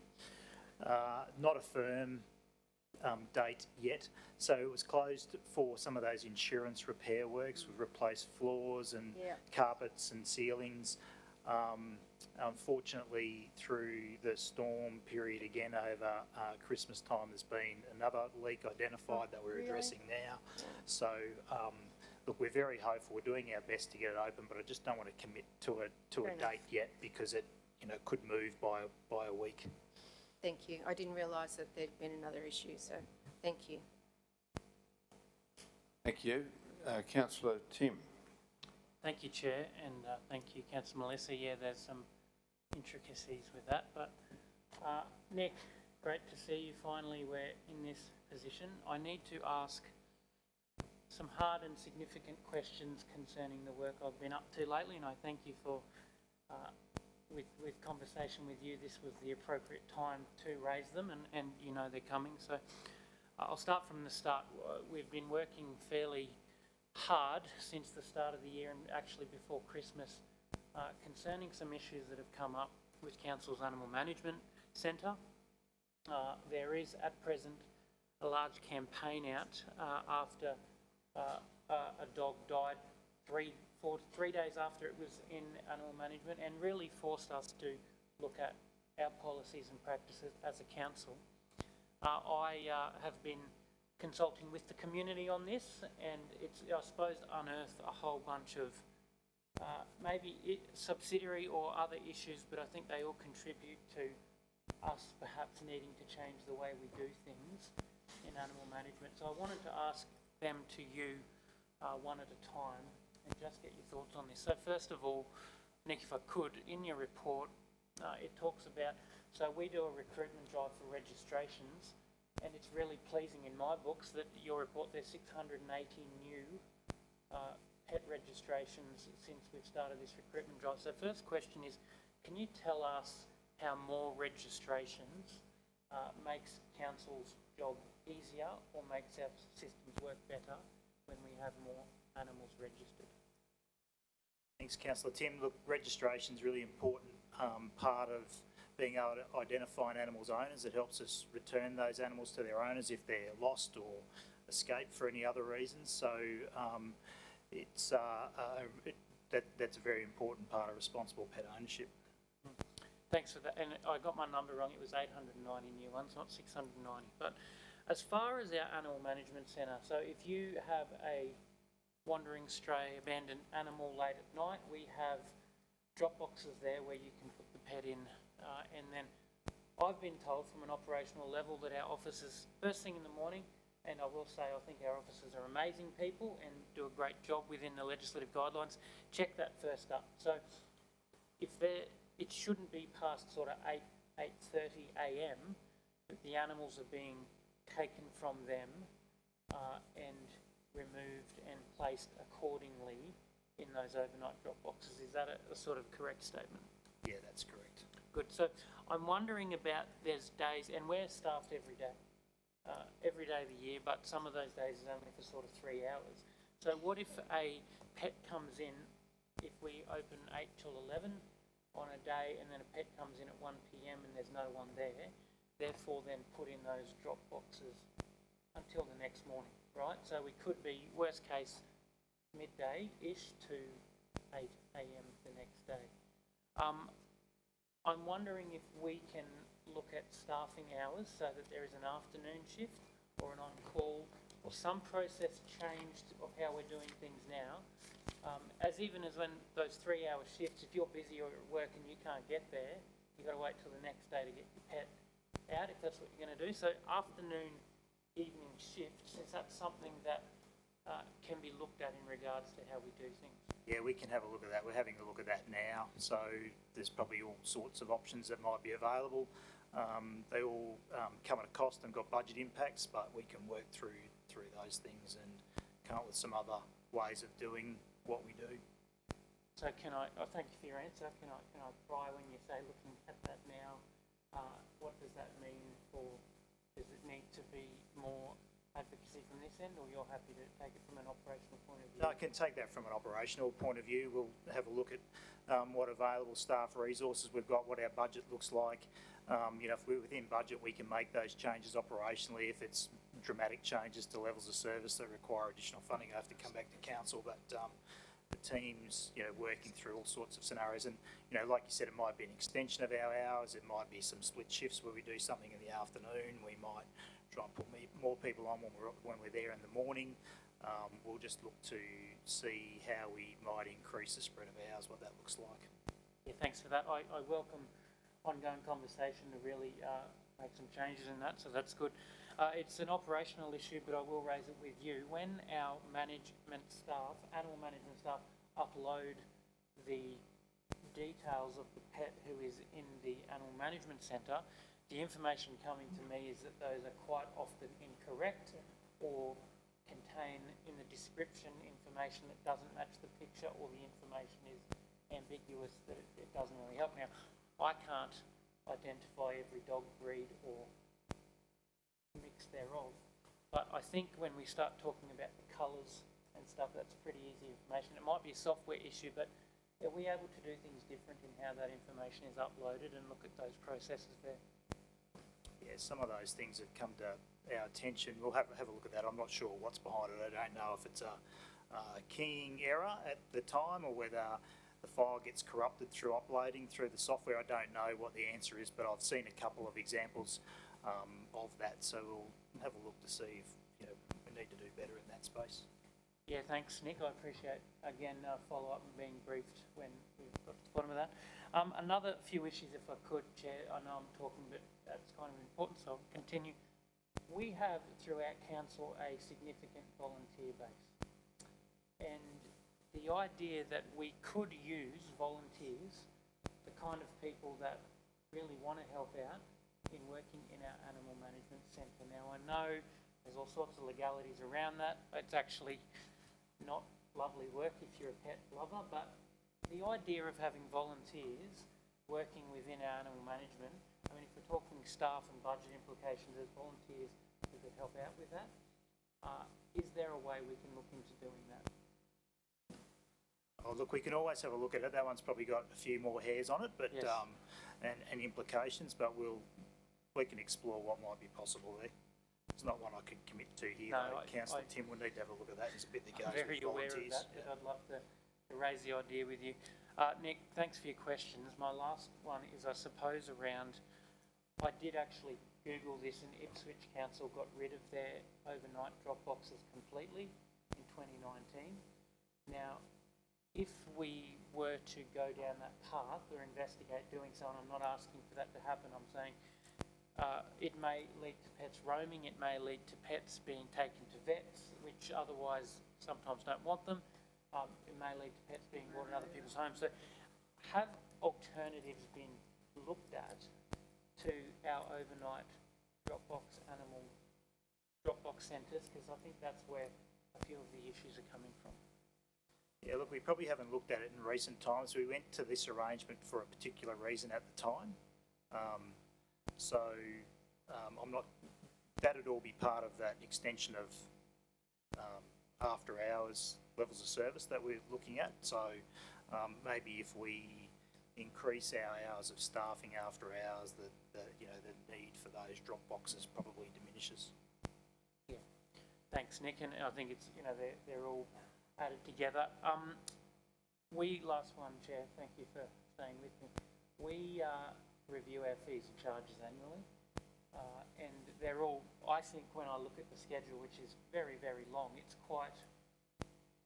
where it should be. Well, the issue I'm getting reported to is when you go to pick up your dog and there's 4 different fees accumulated one on top of the other, and the amount of money that you're needed to take your animal out is so high that you can't afford it, and that leads to issues like we've seen play out on the front page of the Chronicle, actually breaking your pets out yourself, which I can't endorse. But if it's a money issue, the accumulation of fees, does that need to be a motion of council, or can that be looked at operationally? If anything can be done there, and I know we have payment plans, I know we have those kind of things, and there's going to be a fee, but when they're all stacked on top of each other, it does become quite large. Is that something? The reason they're stacked on top of each other and accumulate is because there's a number of offences.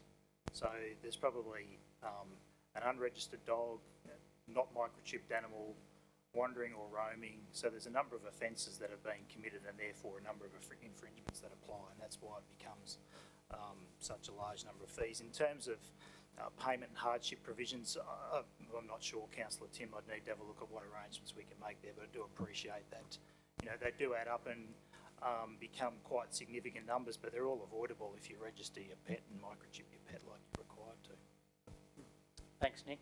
I appreciate your impact, your answers and the impact they're having on that whole argument. I don't have any more questions, Nick, but I thank you for answering my questions today. I thank you for working with you. I do look forward to touching base in the very near future about some of those lower hanging ones, shift changes and volunteers and the detail uploads in the very near future, and we'll probably have some interaction with the community on how that went. So thanks for answering my questions, and I know there might be a little bit more commentary.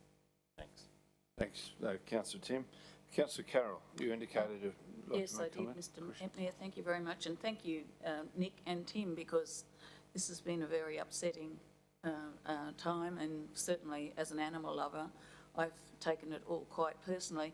I'm just shocked, and as a former kennel owner, I'm just shocked to find that we only attend the dogs once a day, and I know it used to be twice. So somewhere along, might have been before you came. I'm happy you're looking at that, because I do believe that regardless for animal welfare, regardless of how or when, I think the dogs need to be tended twice a day, be it summer or winter, because it just does need to be done twice a day.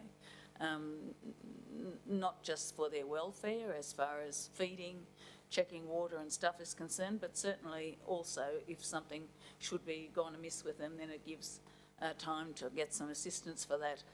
I'm pleased to see that the Dropbox issue is going to be re-looked at. I did send an email out and I didn't realise, nobody told me anything, I wasn't replied to, so by councillors, not by you, but by my colleagues, and I'm very pleased to see that this has been looked at. So I think it's a big issue for me.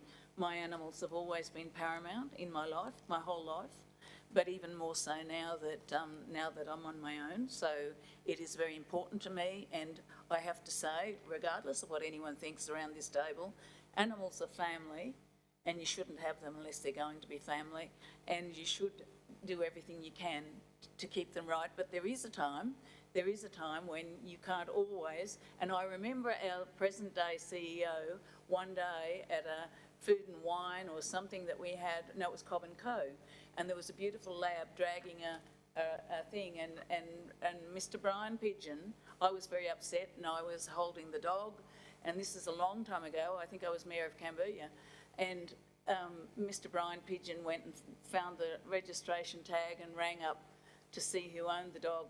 They rang the person came and picked the dog up. So there you go, it's all working the way it should. Nobody took a dog to the pound at one of our staff, and I'm sure our staff are all like that. You know, if you've got a registration tag and someone's found it. The group, Toowoomba Animals Lost and Found, do a tremendous job and reunite so many dogs with their owners. But I just want to say that I think we can all work together with this to get a better outcome, and I'm grateful it's been put on the table. The other thing I wanted to mention was the Christmas parties, having gone to quite a few. I think you've missed Paranga out of that group there, because we did have a wonderful gathering down at Paranga where Councillor Bill and I went down. So that little community came together, and not only were there people from Paranga, they were there from Quinlow, Maclagan, and also Culpi. So it was an excellent Christmas party out there. So thank you, and thanks very much. It's not nice to look these things where we can do better, but I think we can do better, and we need also to have that education program in the community so that people realise that you're not just paying your money to register your dog, there's a reason for that, and it's in the dog's welfare as well for the dog to be registered so that it can be easily reunited with the family. Thank you very much. Thanks, Councillor Carroll. Councillor Melissa. Thanks, Chair. Thanks, Nick, for your report. And I will just add my comments. You know, this has been a very traumatic and emotive time for members of our community. And, you know, as has been said, pets are family members, and a very, very difficult time for pet lovers or families to, particularly at Christmas time, to go through what they did. Not having pets myself, but I do have friends that have been very upset with you know, the thought that this may have happened at our facility. And it's been a difficult time as a councillor to answer those questions and face the music on, you know, questions from members of our community. I was going to ask if you were doing a review on, you know, the current conditions at the facility, you know, in regards to the housing and feeding and cleaning and the procedures, because we do have a duty of care under the Animal Care and Protection Act of 2001. So I'm glad to hear that we are looking at different options with that, and actually liked that idea, Councillor Tim, of volunteers, our volunteers in our community, as we recognise very regularly such important members of our community to assist in areas, particularly animal lovers. I could imagine some of them would really jump at that chance. So in saying all of that, do you have a time, and I know it's operational, but I'm just asking as a member of the community, do you have a time frame for a review or looking at these different options that you've stated? Look, we've started looking at this immediately, so, you know, I think within the next month we'll have answered most of those questions that we want to. Some of them will happen more quickly than that, but other things might take a little bit longer, particularly around resourcing models for extended operating hours and that sort of stuff. But some of the things have been looked at already. For example, reviewing the signage at that drop-off facility, you know, making sure that it directs people how, you know, what they need to do and how to report that they've left an animal there and all that sort of stuff. So some of those things have happened already. There's other things that'll take a bit longer. Okay. Yep. Thanks, Nick. I appreciate that. Thank you. Councillor Edwina. Thank you, Mayor. Another one for you, Nick. I look forward to seeing that review process come through for the animal management. I note that some of those dogs that were impounded in the first place over Christmas didn't have tags, or, you know, I guess it's more of it's not even registration with the council, it's having a tag on your collar with a phone number, and I don't know whether that's something that we can look at promoting just as a way of, because often my two little hounds, the kids might leave the front door open and they spot an opportunity and they're gone. And regularly I have a neighbour saying, hey, do you own Basil and Joey? I've found them around the corner. So they get returned, but it stops them from going all the way to the pound. So I don't know if that's a piece that we can also look at communicating to have collars. And just on the Christmas lights, I know we touched on this just before Christmas, but feeling like a bit of, not the Grinch, but I'd just like to see us look into whether we can have a bit more Christmas in the city next year. And again, that's a budgeting process for next year. Thank you. Terrific. Councillor Nancy. Thank you, Chair, and thanks, Nick. And just on another note entirely, you'll be relieved to hear, I noticed in the audit minutes that they mentioned council's role in dealing with fire ants, and I just wondered whether we actually have a role. We never bring it up in our biosecurity. It's never something that we discuss there, and it's certainly not something I recall us ever having a conversation, because the state government have been delivering, you know, they've been having those 5 vehicles out there and doing all that stuff. I just wondered whether we actually have a role to play. Good question. I didn't read the minutes. I'm not aware of the context. However, I do know what the role that we played during the recent incident, I suppose, and state government is the lead agency, right? We supported through our communication channels to start with, so we've got those networks. Yeah. We dealt with it through the disaster response area, so you know if there was to be a breakout, we've dealt with it through our disaster response framework. And our pest management conservation team, through Mark Reddy's team, were involved as well, just with providing some on-ground support in the initial stages and linking fire ant state government agency with our comms team and those sorts of things. So we're not the lead agency, but we've certainly got capacity to support. Yeah, okay, so just like a backup piece. or whatever. Yep. Thank you. Cheers. Okay, thank you, Councillor Nancy. Councillor Melissa. Sorry, third go. Sorry, Nick. I forgot. I just wanted to make mention of the upgrade of the bus stop in Hume Street outside the Ridge Shopping Centre. Kudos. That's great, because we really need to we need to continue promoting public transport in our region. You know, and I've caught a couple of buses in the last couple of months just to understand our public transport and the needs of our community for that, because that does come under my portfolio under infrastructure, public transport. And there's so many buses in our community that are empty. But I think the more bus shelters that we have and continue to advocate the state government for, the more, particularly our older residents, you know, standing waiting for a bus, those bus shelters are really important and could encourage further use of public transport. So that's a really important piece in our advocacy of public transport. So I just want to say kudos for that. So I hope to see a lot more going forward. Thank you. I probably shouldn't take too much credit for that in the ECS group. I guess it's an initiative. It's done through ISG. We're reporting it here because it's around the deed of occupation. So perhaps the shelters located on the Ridge Shopping Centre land, and through property services we've negotiated. Yes. So I won't take the credit, but I'll pass it on to Mike. Yeah. No, well, I understand that, but because it was in your report, I just wanted to bring that to the public's attention. So can I very also good. comment that council pays half of that as of the construct, so, yeah. Councillor James and Councillor Tim.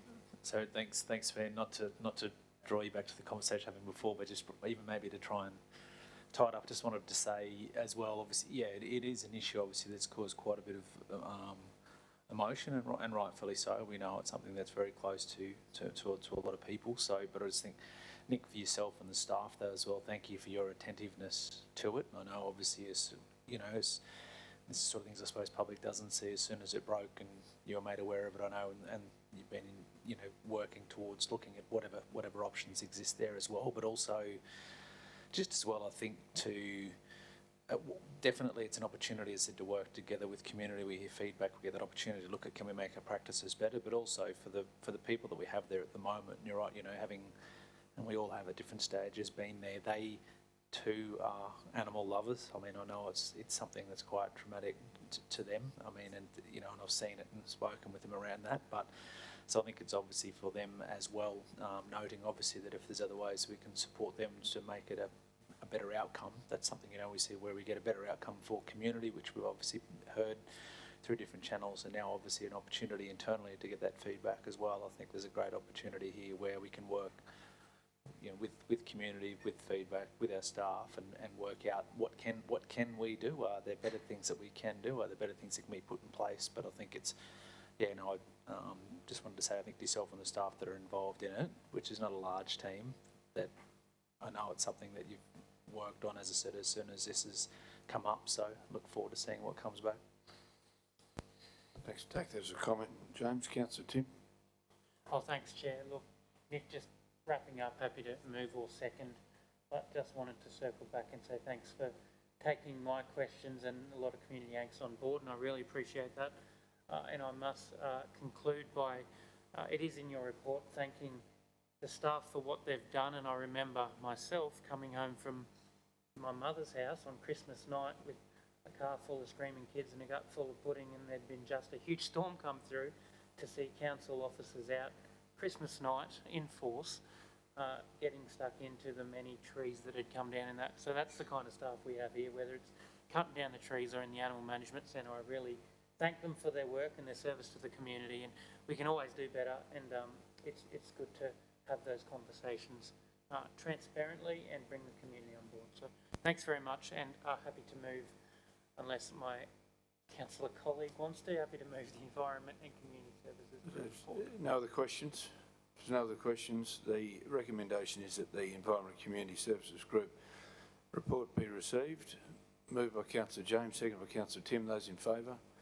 Motion's carried. Thanks, Nick. We're on the home run, councillors. Item 16.5, Finance and Business Strategy Group. Welcome, Anne-Marie. Thank you. And thank you to those in the gallery who particularly were waiting for the Environment Community Group report. Thank you for coming in, and we look forward to seeing you some other time. Hello again, councillors. Happy to take the report as read and take any questions you may have. Thank you, Anne-Marie. Questions? Councillor Melissa. Thank you, Chair. Thanks, Anne-Marie, for your report.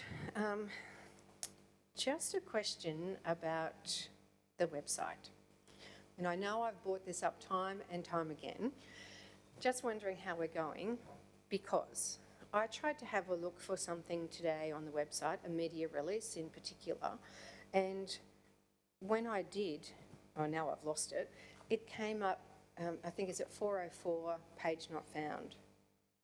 So I've gone into the website, done a search on media release, and when I've clicked on what the results that came through, it came through page not found. And then also on the 20th of December 2023, so I'm just looking at my date here, we had a submitter here at a special meeting, and she made comment when she was up speaking, talking about the inadequacy of the website when accessing documents and information. And I've also had other comments from other community members about you know, the accounts that they have, and I'll actually talk about, I wasn't going to, but I will talk about one issue that we had, my husband and I, when it came to our rates. So we've got two properties, and payment was made, and I was shocked to receive a month later a letter saying that our rates hadn't been paid on one of our properties. Now, we had paid it, but it hadn't, the payment was made online, or however Navad did it, but it went to the one property and it didn't actually transfer down to the second property, so it made it look like the second property rates hadn't been paid. So, you know, it's the inability to navigate payments, etc., as well through the website is not an easy manoeuvre. So just wondering how we're going with that, because I'm not the only one that's experiencing issues with payments, etc. So it's an ongoing issue. Councillor, I couldn't agree with you more. So how about that? So we haven't reviewed our website and Jason might tell me now, for over 10 years we haven't had a comprehensive review. It's in our 3-year roadmap, so the new ICT strategy that we adopted, it's in that 3-year roadmap. I'm project sponsor for it. I know we've had a couple of quick wins. I know that's not good enough. I know we really need to look. We have the budget.